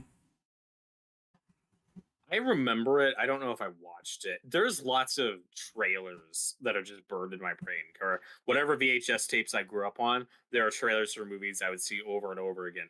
I have seen that early 2000s animated Grandma Got Ran Over by a Reindeer trailer so many times Yep. because that was on The Grinch or something that I own. So I've seen that trailer a million times. I've never watched the actual movie. I've heard it's bad. But yeah, Thought about that there's until you a said lot something. there's a lot of 90s Was stuff. you like I that. was talking about this with or not? But like, I remember the trailer for Quest for Camelot. Yeah, that's I saw that growing up. I've never now seen I it. haven't seen it in like 20 years. I don't think it's got a great reputation, but I liked it when I was a kid. I saw the trailer for El Dorado, The Road to El Dorado, a lot. I wish I saw that more. I saw bits and pieces of it once and really enjoyed it, but I saw the trailer a million times. Mhm. I need to sit down and finally watch that movie. And I man, finally saw I've seen the trailer so many times too. I'm not sure which movie, but I finally watched the Iron Giant for the first time. That was a bucket list. I watched that movie religiously as a kid. I don't know if I understood all of it as a kid, but I loved it. I mean, I saw bits and that's like many movies. I saw bits and pieces when I was a kid. Superman. So does it count as a superhero movie? Yes. Put that on our list. Okay. Keep talking. I'm adding that to my potential candidates. Because I think Cap covered that on Rewind. Okay. I think. God, I haven't seen. How I just think about this. You know how long it's been since I've seen the Iron Giant? There are lots of movies like that you just see a million times when you're a kid, and then you're like, "Oh my god, I haven't seen that in like 20 years." Yeah, it's literally been probably about 20 years. And then there's stuff I'm scared to go back to, like Inspector Gadget. Yeah, I made the mistake of going up. back to that one. That was like another one I watched as a kid was like Dunstan Checks In. I didn't see that one. I didn't see Casper, but I saw that trailer a million times. I watched Casper religiously. I'd love to do a commentary. I think it counts. It's a kid's horror. Yeah. No, I'd love to cover some more like kids horror stuff on the channel. Well, I mean, I really want to do Scooby Doo, Zombie Island. Yeah. Hell, I'd even be down to do just like Where Are You, is it the original is Where Are You, Scooby Doo, or Scooby Doo Where Are You? Scooby Doo Where Are You? That is the first one. And then new Scooby Doo movies is when you get like all the guest star characters, and then Scooby Doo show, and then all the weird ones like 13 Ghosts of Scooby Doo, and then Pup Named Scooby Doo. That's definitely like a top 3. Have you seen 13 Ghosts? Not 13 Ghosts Scooby Doo, like 13 Ghosts. The remake. Yes. I have heard it's bad, but I know some people like it. I am very much in the camp that I like it, but I've heard it's got that really awful late 90s, early 2000s editing. But it has its chance. I'll watch it at some point. The thing with that though is it kind of has a built-in excuse for that. So the whole gimmick with that movie is they can't see the ghost without the glasses, and so the editing is them taking the glasses off and on. Yeah, I've seen the original. It's funny that they kept that gimmick because the original, I actually watched it at a friend's house with the glasses where there's like a blue pair that you could wear where you don't see anything. It may have been the red one, or I could have these switched, but maybe in the red one where you put them on and you see the ghost, and the effects are really cheesy and bad, but it's a fun 50s schlocky horror movie. I've not seen that one, but yeah, no, they keep that, but instead of like in the audience, like it's in the movie. And it's Matthew Lillard. That's true. And Tony Shalhoub. That scene in Freddy's Dead is so weird when you don't watch it in 3D. When it just becomes a 3D movie for the third act, and they have to work it into the plot, and it's so strange. Imagine if Friday the 13th did that. Imagine if Friday the 13th Part 3 had these magic glasses the character had to wear to see Jason, and the movie went that direction. So going back to Casper for just a second. So one of the most confusing things of all time for me So obviously, I'm a big Casper, the first movie, right? And my only experience with Casper is those movies, and I had the video game tie into like the first movie. But I get for Christmas Casper: A Spirited Beginning, which is a direct to DVD or direct to VHS tape at the time prequel, and I didn't understand the Oh. concept of a prequel at the time because I was 5. And I was like, where's everybody from the first movie?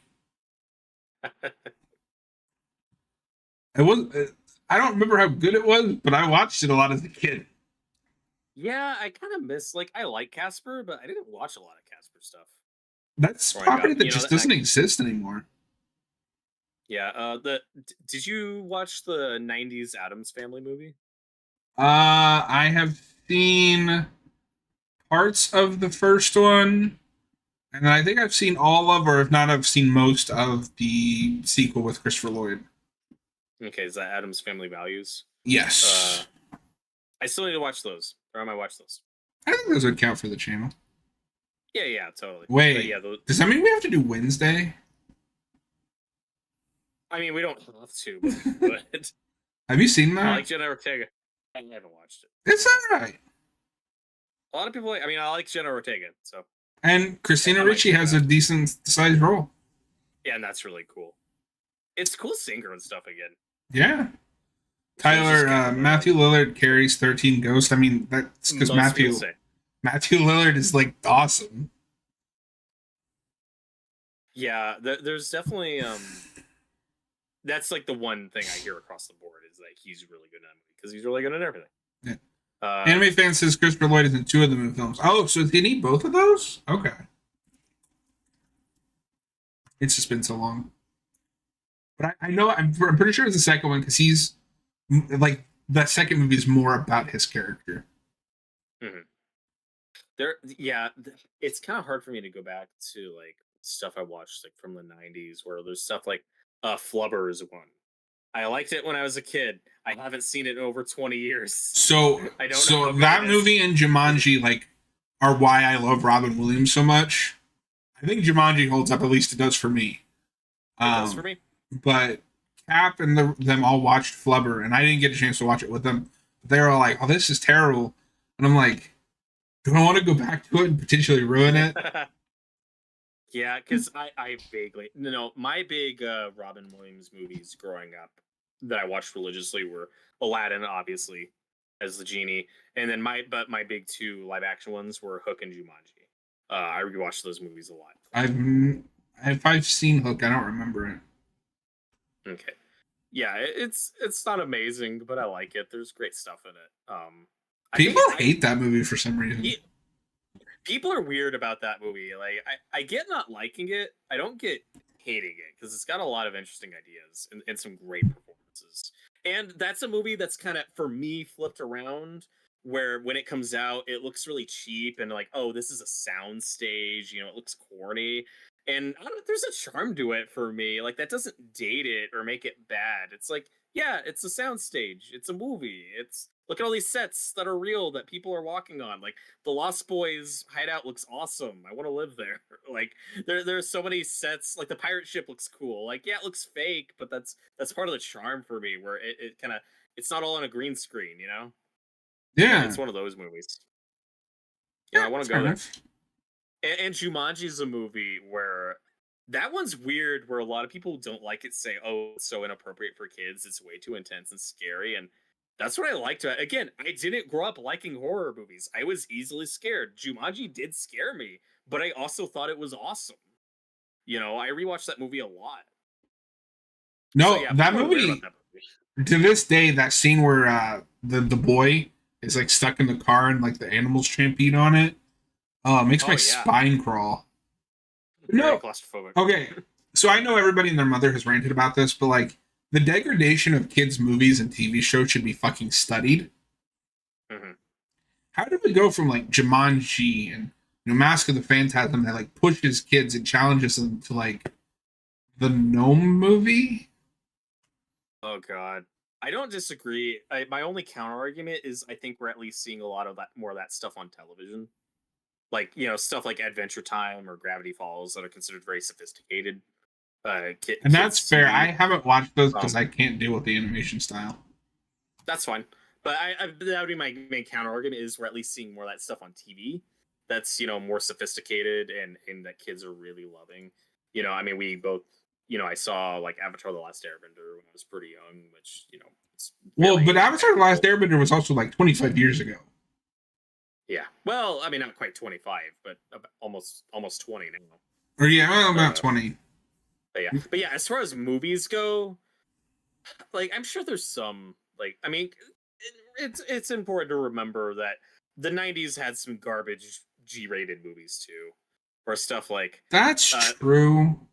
Baby's Day Out. I don't think I'm going back to that. But like, what kids movies nowadays are going to be in 10 years are going to be like the next Mask of the Phantasm or do you remember the Page Master?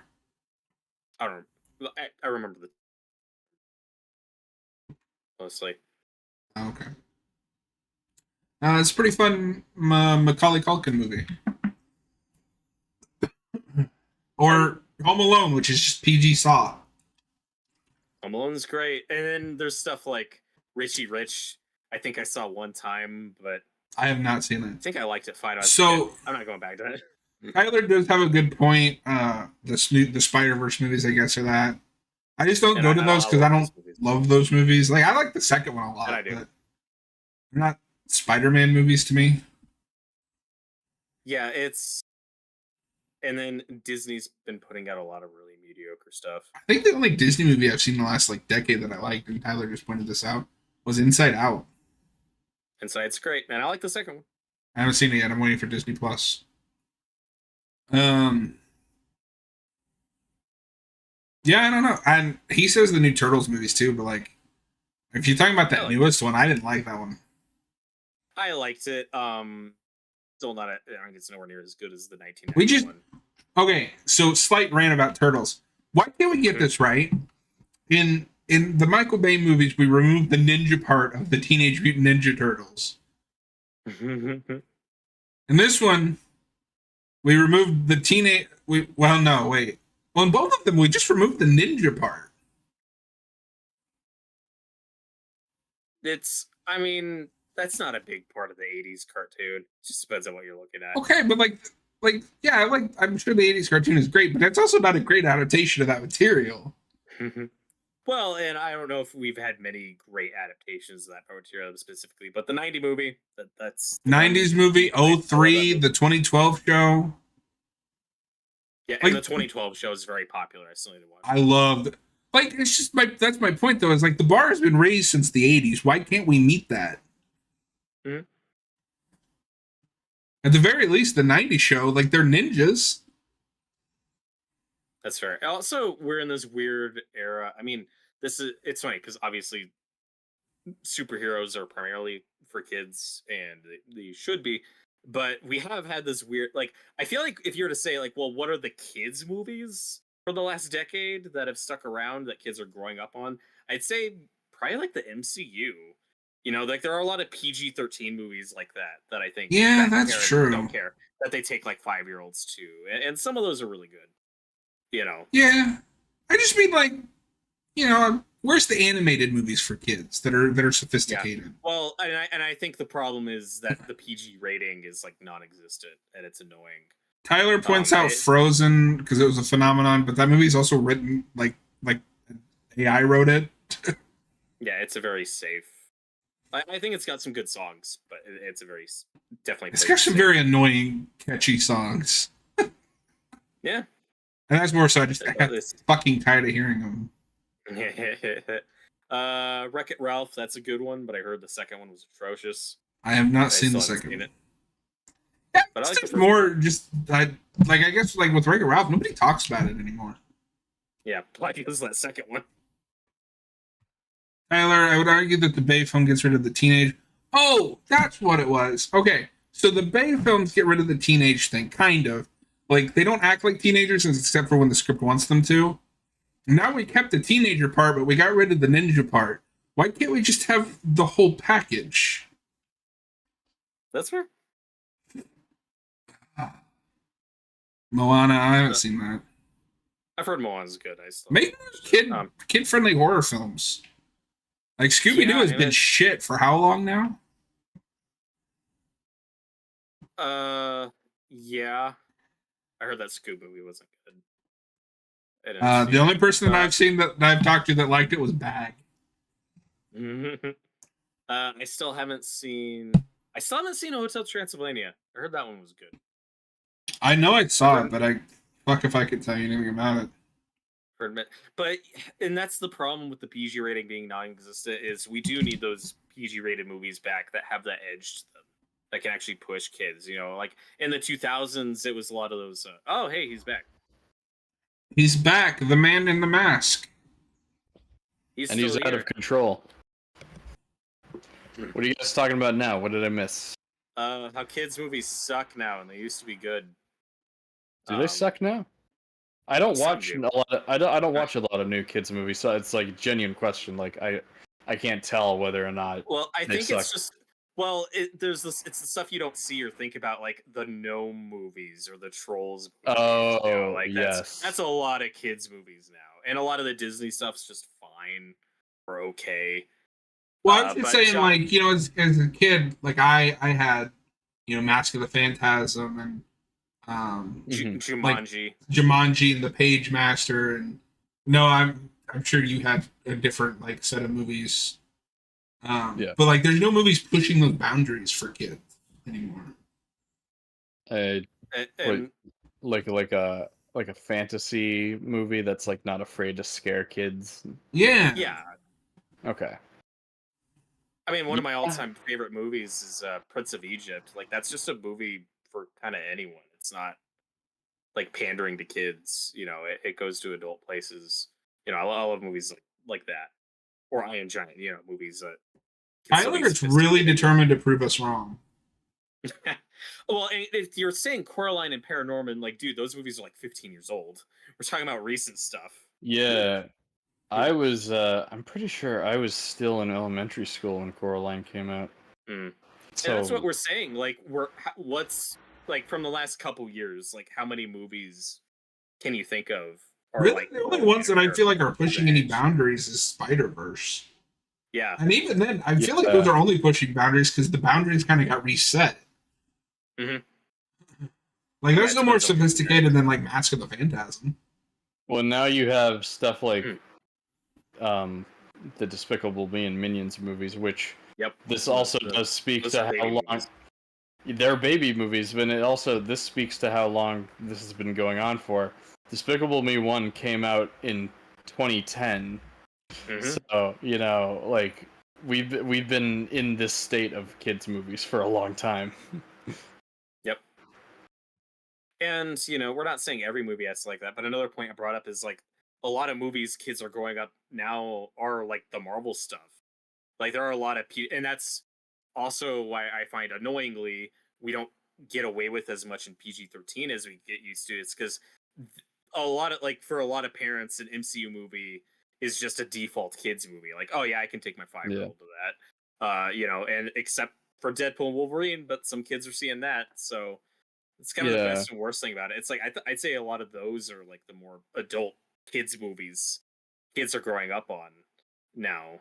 And then you have Yeah. stuff like Despicable. Everything else is like a baby movie, like Despicable Me. We were also talking Oh, about yes. how we got to do some Adams Family stuff and just like kids horror. Yeah. Okay. We're gonna make Noah watch Like Wednesday all Scooby-Doo? by himself. No. Yeah. I'm excited to watch Beetlejuice though. I know that's the I same do want to do a writers. Beetlejuice, like the first one commentary. I still need to watch it. You haven't seen What? Beetlejuice? It's on my list. What? I'll What? get to it. Yeah, I didn't grow up on Beetlejuice. What the I mean, neither did I, but I've seen it When did you see it? a couple weeks ago.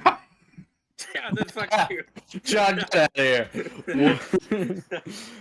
Yeah, it's on my list. But you know, Nah. I do miss those movies that had that edge to them, like Prince of Egypt, Yeah. or you know, Well, kind of. yeah, PG-13. PG used to mean something. Damn it. Well, PG-13 now is kind of what PG used to be. Yes. And now we don't really make any G-rated movies anymore. And the PG movies are kind of just like they could be G movies. Like I saw Finding Dory back when that came out. That's rated PG for some reason. I'm not sure why. Because there's like half a swear word. There's nothing offensive in that movie. Nope. Because the first Finding Nemo, I'm pretty sure is Finding Dory's gonna score a child more than Bambi. Yeah. When the mom gets shot. Oh yeah. Oh yeah, and I don't know, like 2001: A Space Odyssey is rated G. That's more traumatizing than Finding Dory. Yeah, I've had fights with people on this. Like, if you put Jaws out today, I don't think that's a PG-13 movie. That's an R. Or if it is a PG-13, they have to cut some stuff. And that's a PG movie. Yeah, I mean, it would be a PG-13 movie, but I think it would... There's a lot of blood. There's a lot of blood than we're comfortable with in PG-13. We have this weird thing where you can have 200 people get shot in a movie, but if there's no blood, it's fine for kids. PG-13. No blood, it's fine. No, we're really weird about that. Like, especially in horror, like blood and violence is fine. That's not okay. Not okay. You are NC-17 immediately, and you better cut that down if you want to get an R. If you dare show a sex scene. If you dare show a nipple. Yeah, we are really weird about ratings in this country. I can't speak for Canada. Austin's not here. At least we're not Australia. To speak about it. They still have movies that are banned from like 30 years ago. Oh my god. No, I looked this up the other day. There's movies that they banned and they just never undid the ban. Oh, really? Yeah. Wow. It's very interesting. That's mad.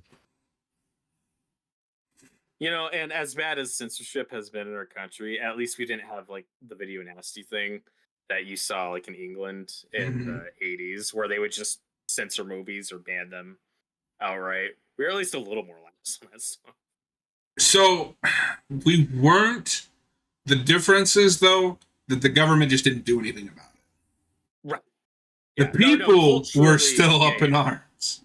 Oh my god. Oh, dude, the protests for Silent Night, Deadly Night.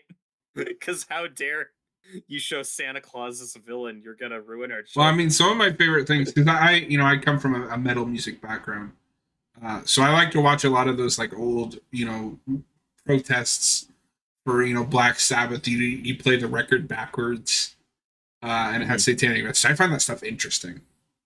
Mm-hmm. Oh yeah, it's really weird what used to freak people out and what still freaks people there's an episode of That 70s Show about that too. It's great. I remember one of the big examples of that is Stairway to Heaven. People thought that there was a backwards message in that. I don't even get that one. Oh my god. Because I've heard the backwards version of the section they're talking about, and it doesn't sound like anything. That one I really don't get, because Led Zeppelin never presented themselves as like a metal. They were just a rock band. Like they didn't have a gothic edge like Sabbath or have like satanical lyrics. That song is also about a stairway to heaven. If anything, it's literally a Christian rock band in the title. Yeah. Tyler says, "Bro, at least we didn't make the Matrix R," but that is rated R, isn't it? Yeah, I don't know. Not in Australia. Apparently, it's the equivalent to like 15 and up there.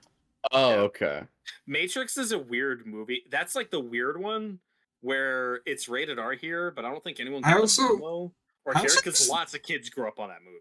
I also just love that that's not like an equivalency. I said that there's movies still banned in Australia, and he came with, well, at least we didn't make the Matrix rated R. Yeah. That is my go-to example of this. This is a movie that didn't need to be rated R. It could have been PG-13. I need to rewatch it again just to see, like, okay, are there more F-bombs than I remember? No. No, there's not F-bombs. However, I will say, to be fair, that movie is doing stuff that at the time most movies just didn't do. Sure. And keep in mind, that does have basically full-on nudity for Keanu Reeves. Maybe. Is it full? I don't think it's full frontal. It's not. I didn't say full frontal. I said full-on. Like, his entire Okay. body is shown. They don't shoot like his crotch area, but like when he comes out of that No, pod, yeah. you see most of everything. Okay. Well, and that reminds me though, another one that you go back to is like, Terminator. That's an R-rated. Like that Yeah. makes sense as an R-rated movie. And 2.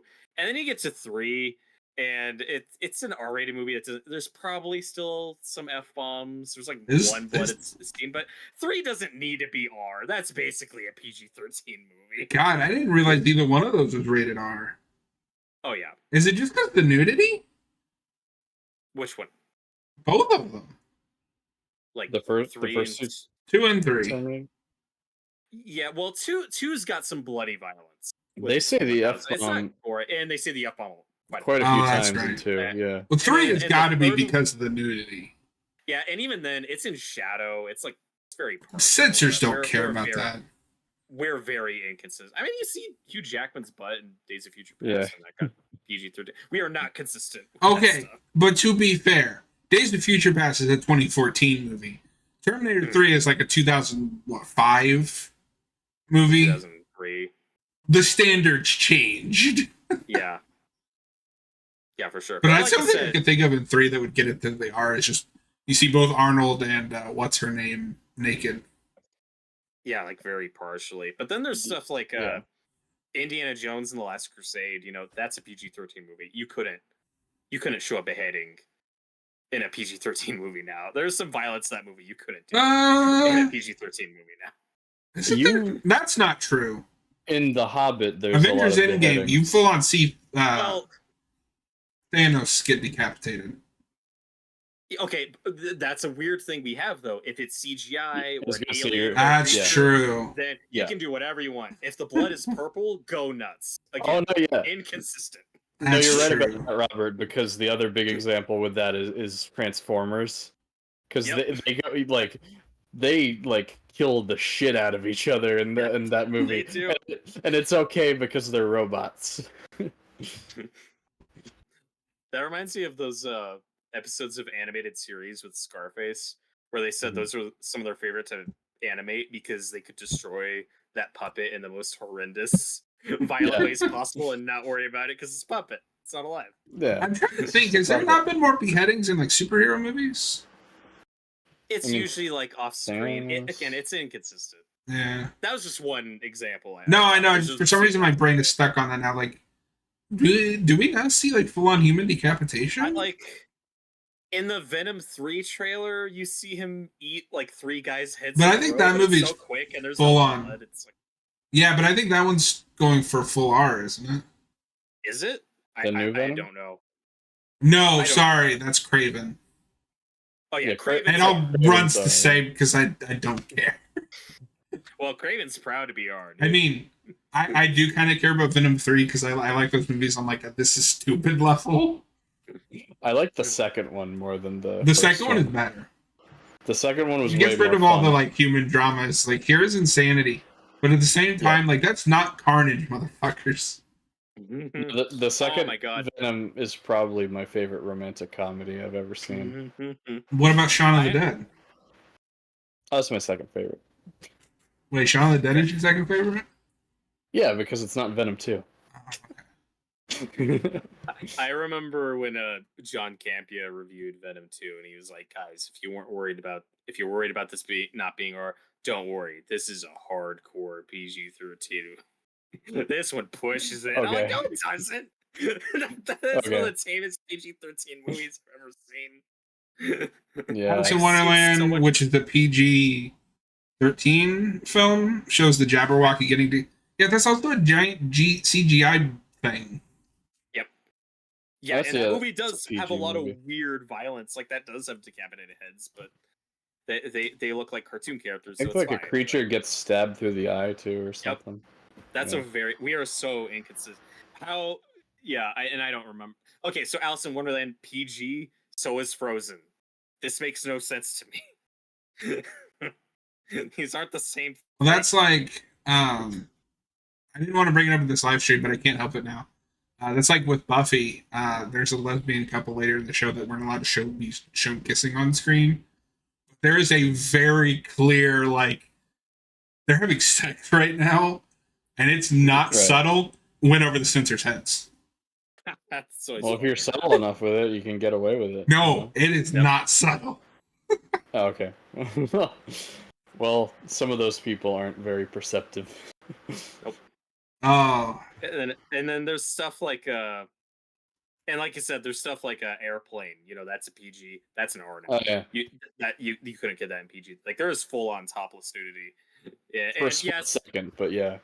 for a split second, I have heard, what was it, Asteroid City brought up, but I've heard that's like way in the background and very obscure. I don't know. I haven't seen. I it, saw but that think movie and I can't tell you a damn thing about it.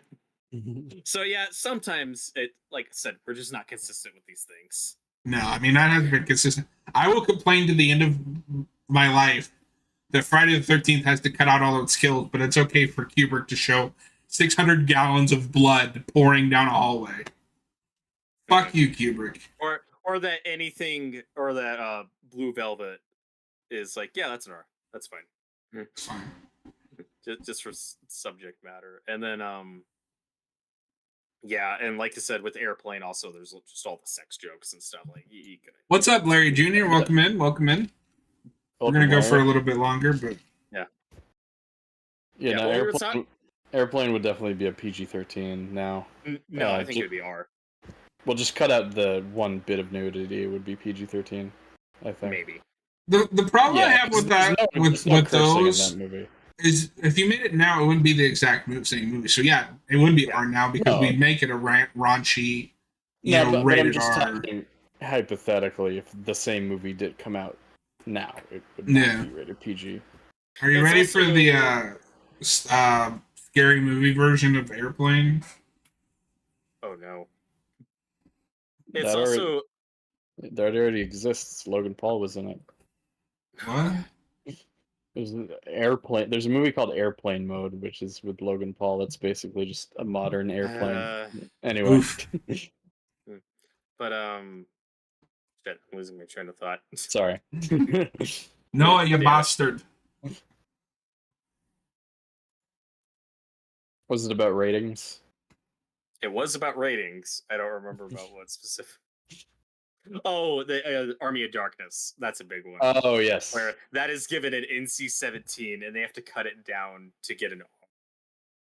Which And is that's a PG-13 movie. yeah, that's at least the theatrical cut because I haven't seen any of the other cuts of that movie. It's baffling to me that that movie's rated R. It could have been PG-13. Yeah, it is purely pettiness and anger from the MPAA that's an R. That they have to cut it Yeah. down to get an R. Like that, it's just a joke. Like if you want tangible evidence, if you're one of those weirdos who wants to defend the MPAA, it's like there you go.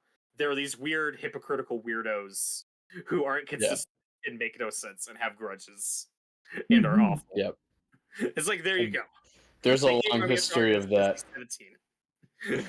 Anime fan, there's- Ghostbusters would likely be PG-13 if it came out today. Yeah. Is it It would. already Yes. PG-13? No, It's just well, PG. to be fair, that's before the PG-13 rating. So Is it? that makes it. It Yeah. is, yeah. That Oh, makes wait, sense because as a Ghostbusters is PG rating. 84. Yep. Sorry, I had in my head that came out in 87 because, like, 87, I have this thing Oh. where 87 is just, like, one of the greatest years of film, like, ever. Interesting.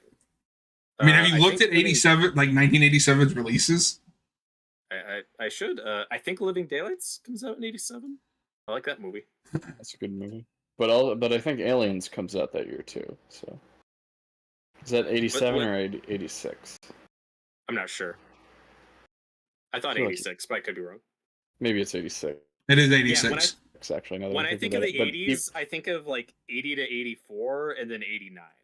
Like Okay. those are the big movie years I think of. Okay. So, 87.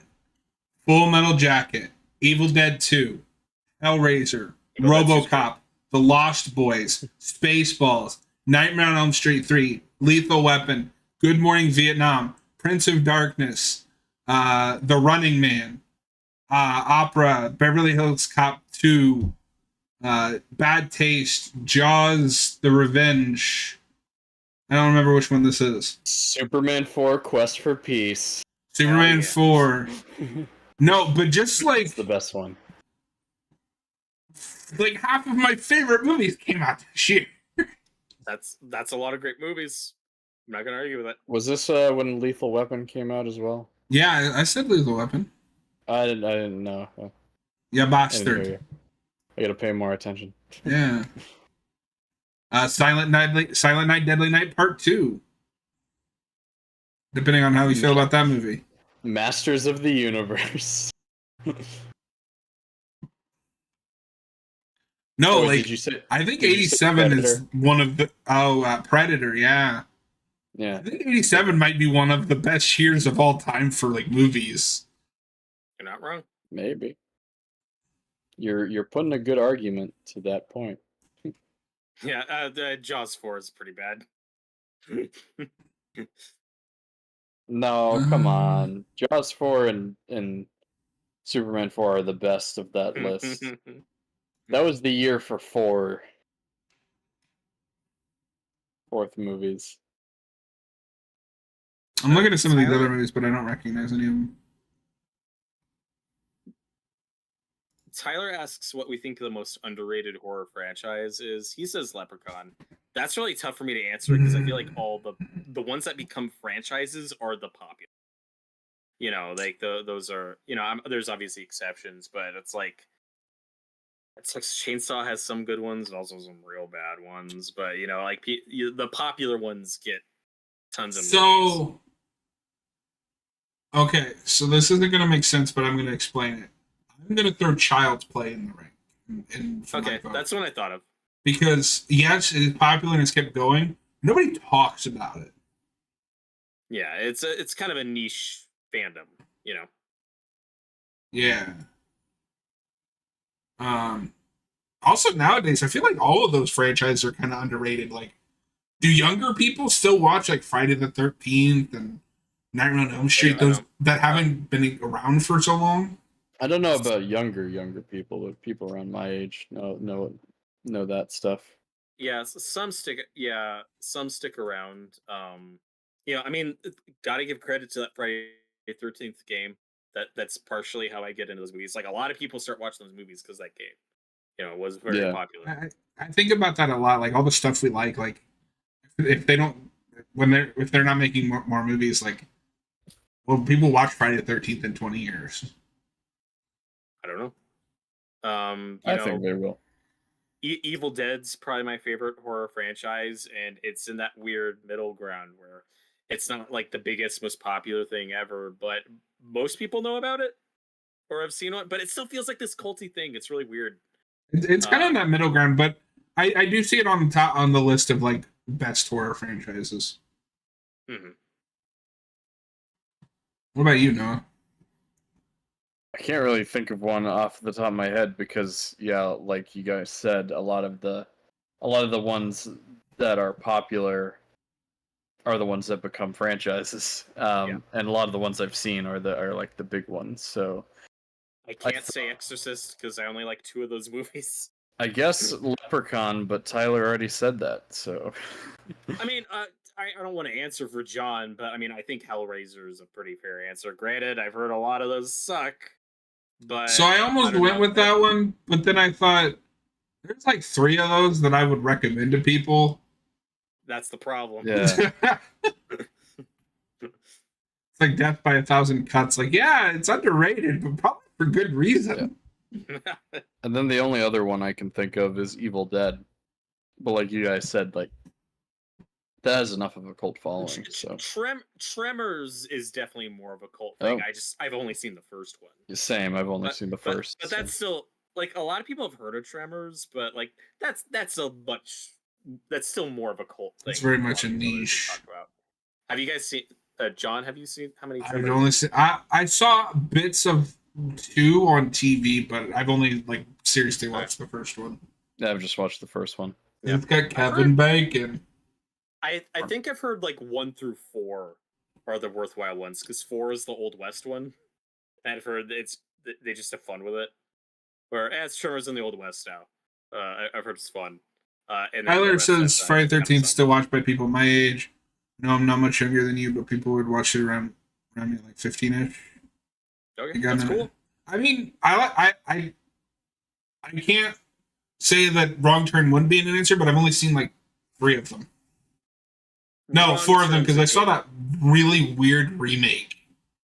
I don't Oh, know if I you heard saw that it. was atrocious. I haven't seen any Wrong Turn movie, but I've heard the remake was atrocious, and that's definitely more of a niche one. Where no, you have to be into horror to even know what the Wrong Turn franchise is. So, That's not a household name yet, but I haven't seen so what I will say about the remake is I can see why people said that because it's completely different. Like so, you know, the originals are more about like this mutant family that like hunts people down. The remake is like about a cult. It has nothing to do with like the original, but I thought it was all right. it. Okay, I haven't But seen it. funnily enough, I discover Wrong Turn because it's got Eliza Dushku in it. And Eliza Dushku is in, say it with me, Buffy the Vampire Slayer.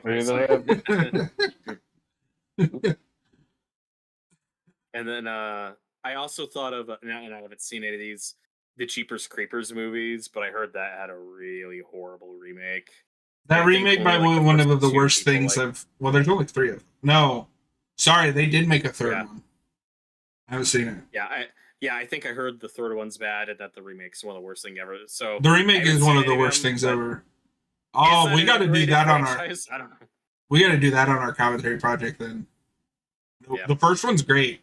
It's got some unfortunate connections with that director, but Yep, that's part of like. That's the I'm big not- elephant in the room with that I'm not series. boycotting that movie. It's just not high on my list because of that. you gotta It's see not it something for that, like, I'm anxious to see. what's that guy's name? He's in Drag Me to Hell. Justin Long. Yeah, he's in that movie. And Gina Davis. I'm not boycotting it. It's just not high on the list. No, that's It's like fair. I'll get to it. Although just random thought, My Bloody Valentine, that'll be a fun double feature. I still like haven't that seen the remake a original. lot. The remake's fun. I still haven't seen the original. I have seen the original, but it's been a minute. Jensen Ackles carries that movie. He's very fun in it. Yeah. You had to stop and think who that was. No, I was just like, no, I was more like thinking of his performance. That's like, yeah, he's good. Soldier Boy. Yeah, Yeah, that is Soldier Boy. that's Dean Winchester. Wait, does that mean you Supernatural? You tell me. We can. Fuck. But That's 15 would- fucking seasons of television. We don't have to get to it right now. no. Also, this has nothing to do with anything. We could also do a My Bloody Valentine Friday the 13th double feature, only to get Jensen Ackles. Yeah. and Padalecki. The Winchesters. We'll be the only people in the history of YouTube who do that double feature. That'd be fun. Yeah, but we should do My Bloody Valentine with the original. Yeah. Anyway, Just we should do that on Valentine's Day or around Valentine's Day. Yeah. Anyway, fan, Jensen Ackles is the Red Hood. That is correct. That's true. But most people know That's him the as first- Dean Winchester. That is true. The first thing I know Jensen Ackles from is Under the Red Hood. That is my Okay. first And he's also Batman. exposure. And now he's Batman. Tyler Yeah, says, man. bro, just do the Scooby. Yeah, but like, those first 5 seasons are legitimately good. That's what I've heard. And it's Kripke. I do need to get out of here. If you guys want to just keep going, that's fine. I don't know if you had any closing thoughts or question you want to ask, but I do need to get out of here in a minute. No. Well, Okay. so, can you wait like 15 minutes? We'll just call it a quits at even 11. I can't do 15 minutes. I could go and come back. I mean, if if you, you're still on, but I really need to get out of here in a minute. We can call it. what are you gonna? quits, Is your head gonna explode? No, I gotta take my dog. I got stuff I need to do. No, that's fine. Noah, do you want to go 15 more minutes, or you just want to call it? I'm fine with either calling it right here or going 15 more minutes. What Okay. about Robert? Yeah, we'll just go 15 minutes, and then Robert, I will see you Thursday for Alien Isolation. Thank you. Looking forward to So it. he can Later. I don't know if you know this, Noah. He really pissed himself the last time. It was so scary. I did. Oh. Did Was there- did anyone hear you scream in space? Yeah, they heard Robert scream. I did. I do scream a lot. Anyway, fan says, I hope you have a great night, Robert. Robert, I hope you have an okay night. I'll take it. I hope you have an adequate night. I hope it meets your needs. That's fair. Wait, I'll okay, take it later. hold on. What kind of dog do you have? I don't know. He's a mix of a ton What? of stuff. Oh, okay. Oh, No, he's like Did you he's just like- kidnap this dog off the street? What no, kind well, of I mean, do it you was have? stray. No, he's like part Chihuahua, part Pug, maybe part Corgi. There's 3 or 4 Okay. things. I think the audience, and by the audience, I mean me, demands to see the dog.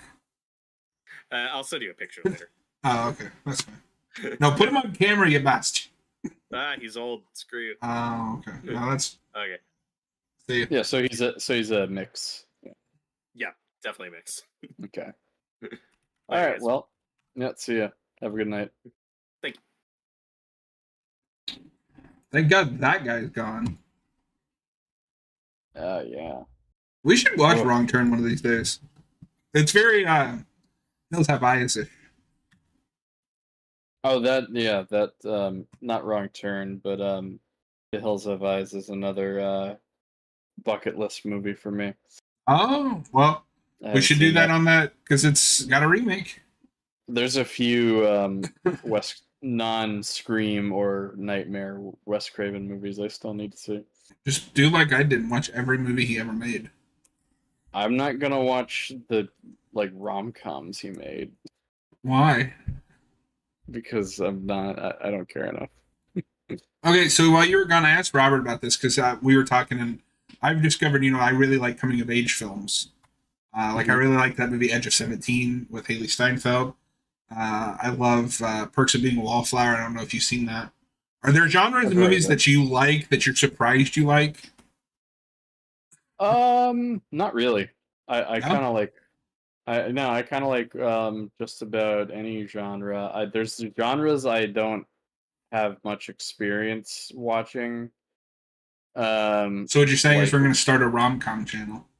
Well, rom-com's one of them. I know that there are rom-coms that a lot of people love and are very classic, but it's just a genre I've never really wanted to seek out and explore all that much. There is but there's one that I can think of that I like. which one? Nick and Nora's Infinite Playlist. Oh, okay, yeah, I've never seen that. Now, if it holds up, I don't know, but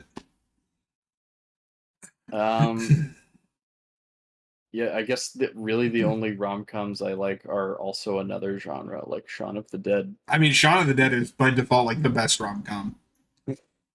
Yeah. But there's that movie. I watched that movie. Say Anything. It's like an older, that's a John Cusack movie. That's the one where he holds the boombox up. Oh, okay. That movie was all right. But I don't. It's not a genre I seek out. Very Yeah, often. for like romance films, I tend to prefer horror because usually like they're saying something with the romance, or it's just like an ill-fated, like doomed or tragic. Like this is Yeah. a bad thing. Well, and I like well done and well written romances in other types of movies. It's just It shouldn't be the From what I- focus. yeah, and a lot of the rom-com stuff I've seen seems very just tropey and poorly written. Like I think I told you this before, but because Austin and I have that like competition to watch as many 2024 movies, or 20 whatever movies, and I always Whatever year win it is. because I'm willing to watch anything. I tried to watch that Anyone But You or whatever with Sydney Sweeney, Oh yeah. and I had to shut that off. It was just the most That looked trope like. That looks so bad. It was awful. Sydney Sweeney, you're better than that. Well, and I think really the only appeal of that movie is that it has Sydney Sweeney and Glenn Powell in it, who are great actors. I'm sure maybe they have good I chemistry in mean, the movie. I won't deny that like she's part of why I wanted to watch it. But. Yeah. Yeah, but even I like both of those actors, but even then, watching the trailers for that movie, I'm like, I'm not gonna waste my time with this. Yeah, no, I was like, yeah, it's on Netflix. I don't have to pay for it. And I watched that. Actually, a good romance movie that I watched recently. That's a 2024 movie. With Glenn Powell in it is Hitman. I don't know if you've heard of that. Oh, I've seen that on Netflix. That's like a big name director too, right? Yeah, it's Richard Linklater. Oh, It's okay, yeah. based on a true story about a guy that is like works for the police and pretends to be a hitman, and he gets involved with one client he's supposed to like arrest, and it's really good. It's a What really Powell good has romance been movie. getting around this year, Yeah, between that and Twisters, which and he looks was really just fun. in that Anyone But You that just came out recently. Yep.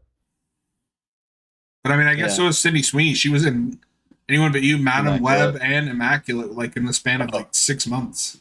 she probably doesn't want to remember Madam Web though. Tyler says they did Australia so dirty in that film. I mean, Australia does Australia dirty.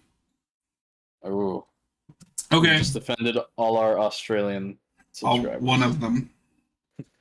Okay, so here's the question. You don't have to answer; just it popped in my head. So for me, I like to fall asleep to YouTube. Recently, Okay. I've been falling asleep to Bob Ross videos because they have a channel that just has like all of his videos. And I Yeah. don't know if you've ever watched it, but I love Bob Ross. Don't know the first thing I've about seen- painting. Don't care about Yeah. painting. His videos are just like really relaxing. Is there Yeah. a certain thing that you like to fall asleep to?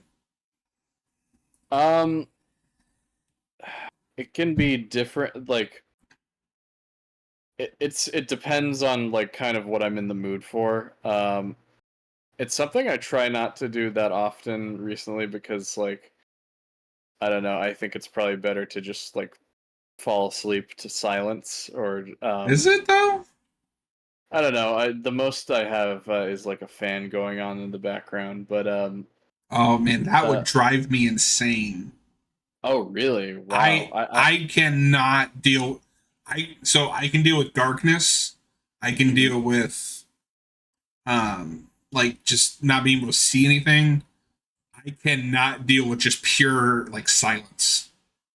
Interesting. I am Um, always something always has to be making noise.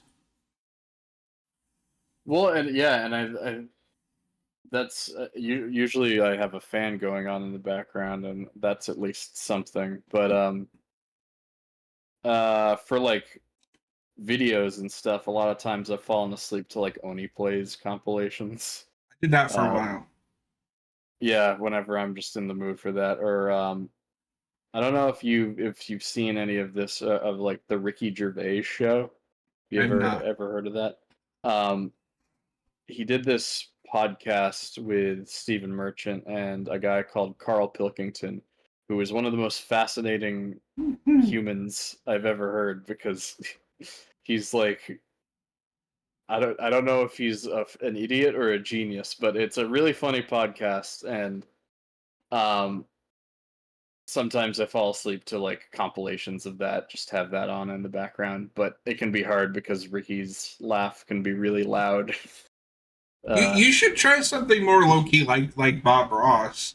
Because what really works for Yeah. that is it gets the noise that I need, but he's so like soothing and relaxing. He's got a very soothing voice. Yeah, I've seen a little bit of clips of Bob Ross, but it's always been something like where I'm like, I don't ever see myself watching this because it's so like it just put me to sleep. But I guess that's the idea. But now I feel old because I remember watching him on TV as a kid. Yeah, I'm gonna be. I don't think I ever heard of Bob Ross until he had a YouTube channel. Oh. No, I mean I can't really say anything. I definitely like fell out of that stuff for a while. But just on a whim I looked it up, I was like, oh, there's like a YouTube channel with every episode of his painting show. I should probably do that because that's the only time I would ever have Bob Ross on is if I need to fall asleep. Not that sounds really insulting, but I don't mean it to be. Like he's got a really nice voice. Well, no, I mean he even said like if I can help somebody sleep, like Yeah. you still watch it, like it's awesome. Did you ever see that Owen Wilson movie that's like clearly supposed to be like he's playing a character that's clearly based on Bob Ross? It I came out, did like, not. last year. It looks pretty bad, but I just remember seeing the poster for that because I think it's like a direct parody of like a Bob Ross poster. I just don't know. Like, I like Bob Ross, but I don't know if his life was that interesting. Like, he was a military guy that turned painter. Well, that's weird, right? Because it's not a biopic about Bob Ross. It's a character that's based on him, and he's like having a feud with another painter or something. It looked really weird. Oh, that's so strange. Like that's not. Yeah. How's that a parody? Like that's not even Bob Ross. Yeah, like he's playing a very egotistical, like narcissistic character, it seemed from the trailer. So it's like I don't even know why you'd use Bob Ross as an inspiration for that. Well, either. No, I love Bob Ross. Like I don't Yeah. understand how he gets such great paintings because like when you're watching it, it just looks like he's like just doing stuff. But then at the end, it's like, oh, you just like painted a masterpiece. Like Hmm. Yeah. it's crazy. But did you like the Deadpool parody of Bob Ross? I haven't seen that. It Oh, might be really? funny. I thought it was kind of it's a tease. It's a teaser. Ryan for Reynolds Deadpool 2. would treat with that with respect. He doesn't really, but it's kind of funny. Well, but I mean, like in the respect of like this is a parody, but like you know, Mhm. It's an accurate like it looks exactly like the show. yeah. I don't expect it to be like, oh, Deadpool loves Bob Ross because Bob Ross is dead. Nah, it's just a bit of Deadpool silliness. Yeah. You're either into it. I have to be in the mood for a Deadpool movie. When are we going to start our Okay. Bob Ross channel? Um, an I don't even in-depth know. review of every painting he's ever done. My God, it even has a watermark. That's my watermark. We got to do an American Psycho commentary. Oh yeah, because we already reviewed it, so we got to do a We commentary on we it. should do that when Oh. the eventual remake comes out. Well, you know what we have to do instead of a remake for that? We do that and American Of Psycho 2. course. Yeah, the Mila Kunis one. But they're going to do that at some point. Like, we will see an American Psycho remake in our lifetime. I don't want it to happen. I don't but- either, but you guys need to Yeah, do a they- Meg Ryan channel with Austin. That Well, he's would require Austin to show up. Well, he's already committed to Megmania over on Geekvolution, Yeah. so that is happening. But yeah, I lost my train of thought. yeah, bastard. I know. I'm tired. Long day. Kind of, sorta. Yeah, it's more like I had a long week. I've had to readjust my schedule because I get up at like 8. Or no, I get up at like 6 or 7 because I start work at 8. And I'm just not used to that because I'm usually a night owl. I was like But that I've when had I to- first started the job I'm at because all they have is morning shifts. So now I have to be to work at 9, Mhm. and I get off work at 5:45. But like, like on Saturdays we're up till 4 or 5. We're up to like 5 a.m. watching garbage, Yeah, rotting our brains. rotting our brains. No worries, Uh-huh. Mars. No worries. But yeah, I'm just so used to like staying up late. So it's been hard to readjust to that, but Always said if I could find a job like I have now, where I'm just like on a phone call or doing something over the phone over a computer at home, but like for third shift, that'd be heaven. yeah. I don't think Yeah. such a job exists though. No. Well, can you think of any other topics for the chat, or does the chat have any other questions they can ask us now before we wrap up? Mars, about that Walking Dead episode, I was just trying to find out what happened to Kenny. Who's Kenny? Who killed? Oh my God, they killed Kenny. Oh my God.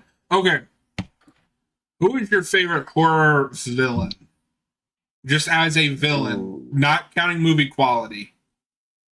Just villain. What immediately comes to mind is Michael Myers.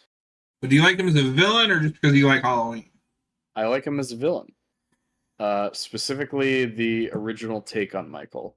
You don't like where Not- he's controlled by a cult? No, I don't like when they try to overcomplicate stuff with like his family or the cult stuff or the Rob Zombie movie exploring his backstory. No, I The like Rob the Zombie original. movies peak. That's no. Uh, um, I like the original take on Michael Myers, where he's the boogeyman. He's just pure evil, and Ugh. you just like I like the idea of like he. It seems like he's just a guy, but there's nothing there behind the eyes. Like there's something really unsettling about him in that first movie that I don't think is really recaptured. Oddly enough, until the new trilogy, even though those aren't great movies. Whoa, Uh, whoa, whoa, whoa, whoa. 2018 is a great movie. okay, The other two are not. 2018 is a good movie. Funnily enough, I think my favorite depiction of Michael in that trilogy is probably Halloween Kills, because he is just a machine in that movie. Like you cannot kill him. He's unstoppable. Mars says Michael Myers is overrated. Mm, I guess. I disagree. But other villains, I like Freddy, just because of his personality, and he's genuinely really creepy. The perfect Freddy is, the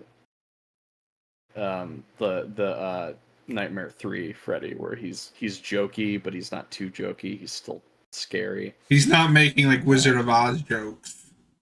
Yeah. yeah. That movie. Oh my god. Can't wait to do a commentary on that. Yeah, and then I could probably think of others that aren't just slashers. Did you have any other in mind? Any other ones? I mean, mind? I feel like mine's obvious. Jason. Jason's your boy. Yeah. My boy. But and I like that kind of read of like he's just kind of a spirit of vengeance, like taking revenge on kids who are doing wrong. I like Freddy. I love Chucky. Chucky's a little evil bastard. He's great. He's an evil piece of shit, and he loves it. Yeah. Yeah. I like Art the Clown. Yeah, and I still need to see Terrifier 2. I didn't love the first one. So you didn't like when that woman got sawed upside down?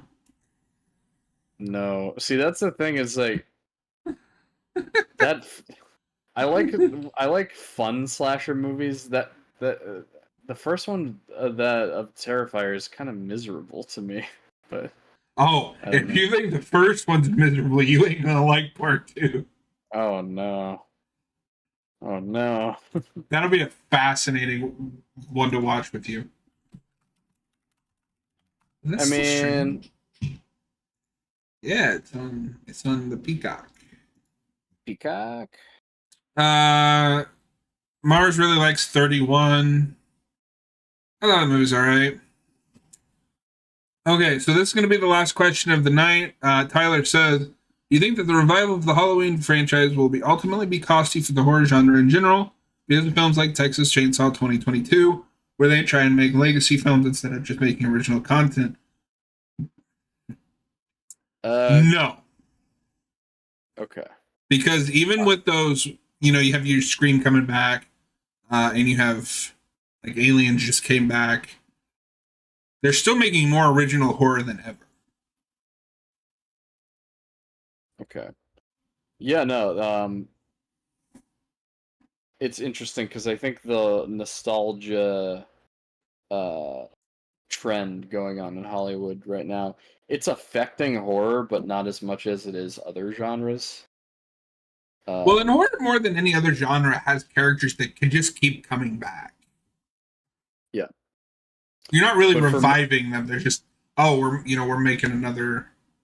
But we are seeing a whole lot of original horror films because it's not hard to make horror. Like, it's pretty cheap to make. Well, I mean, I just think about like this year, Alien Romulus came out, yeah, but like everything else has been original. Right. And I missed Cuckoo and Trap in theaters. Cuckoo. Cuckoo Cuckoo got screwed. I missed that in theaters. Yeah, I 'Cause, gotta see that. I wanted to catch it, but they were out for a very short amount of time. And then we got to do these soon. Yeah, I want to do Scooby Doo. It's been years since I've watched Scooby Doo. Yeah. But yeah, I mean, I think Halloween 2018 is definitely having an effect, but I would argue that movie doesn't come out if it weren't for Star Wars. So it's just a thing that's kind of hitting every genre. Yeah, but I feel like it's already kind of dead in In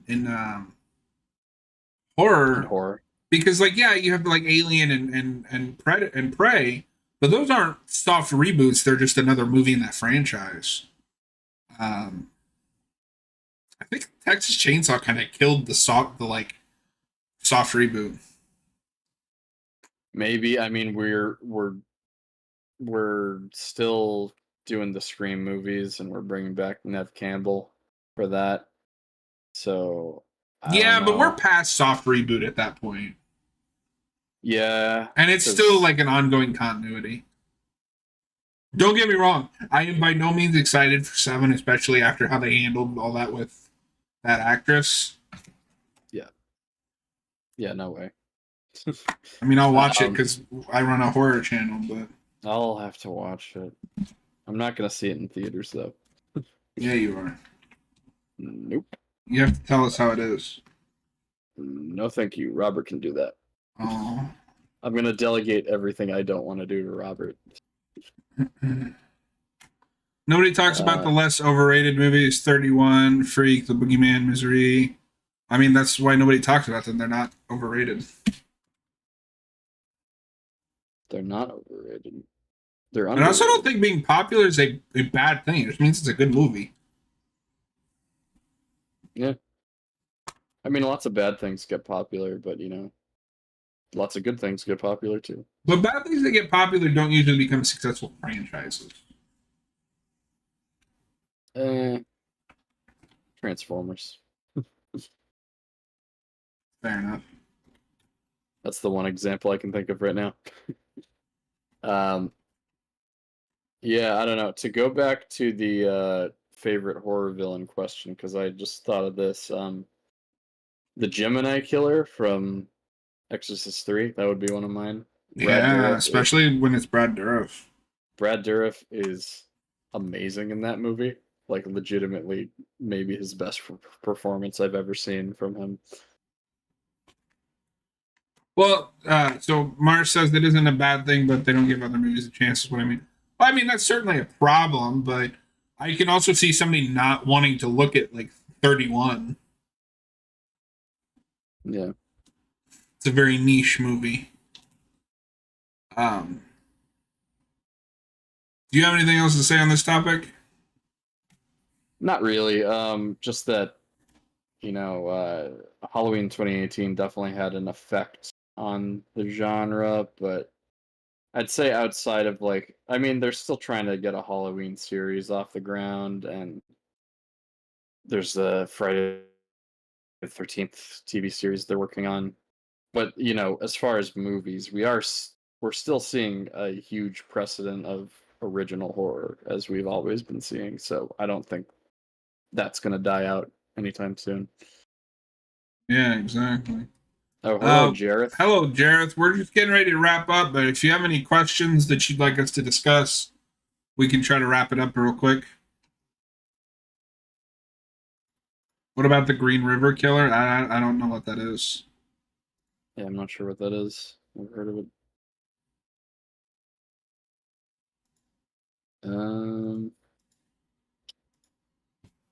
But yeah, no, I definitely we definitely make a conscious effort to kind of mix like stuff that we just already love with like underappreciated or stuff that we haven't seen. Mhm. It's not just about what we like, folks.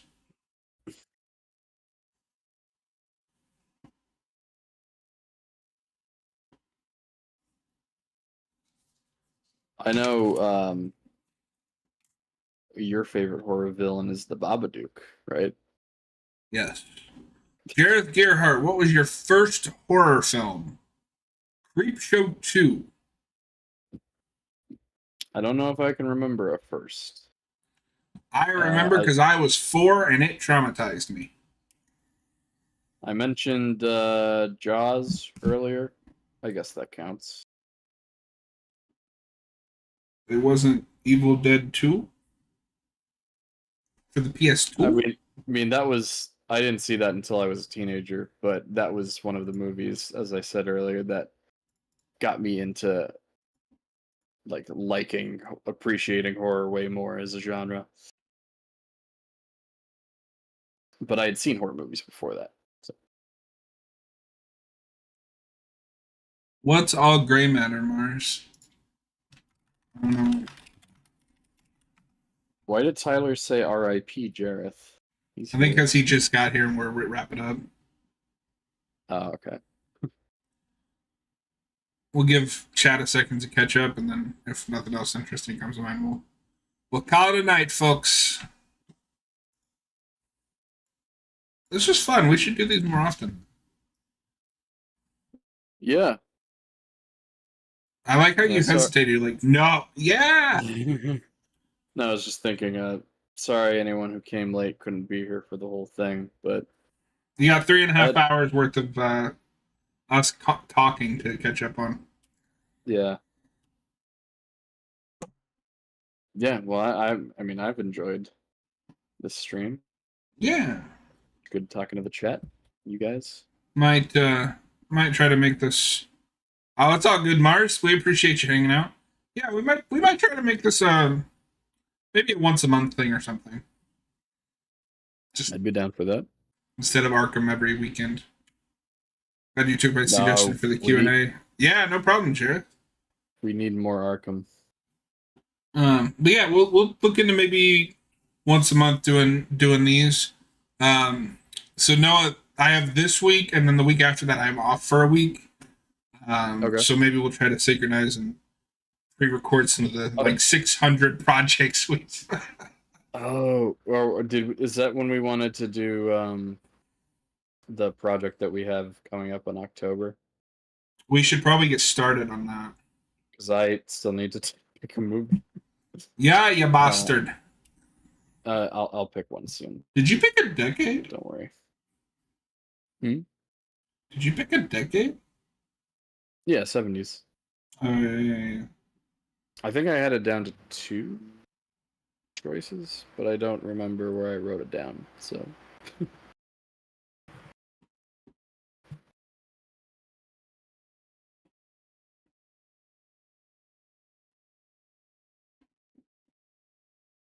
Okay, well... But anyway, so yeah, I will post next time we're doing one of these. But yeah, I really do like the idea of doing this once a month. Obviously, I want to focus on both channels, but this is obviously our main project. So I think taking away one Arkham stream a month won't be a bad thing. No, yeah. Have a good night. Wait a minute. You guys should do a review on Jeff Goldman's Frankenstein, Where It Goes. What did he say? What are you doing in the bathroom day and night? Why don't you get out there and let someone else have a chance? We'll look into it. Yep. But have a good night, everybody. Good night, everybody.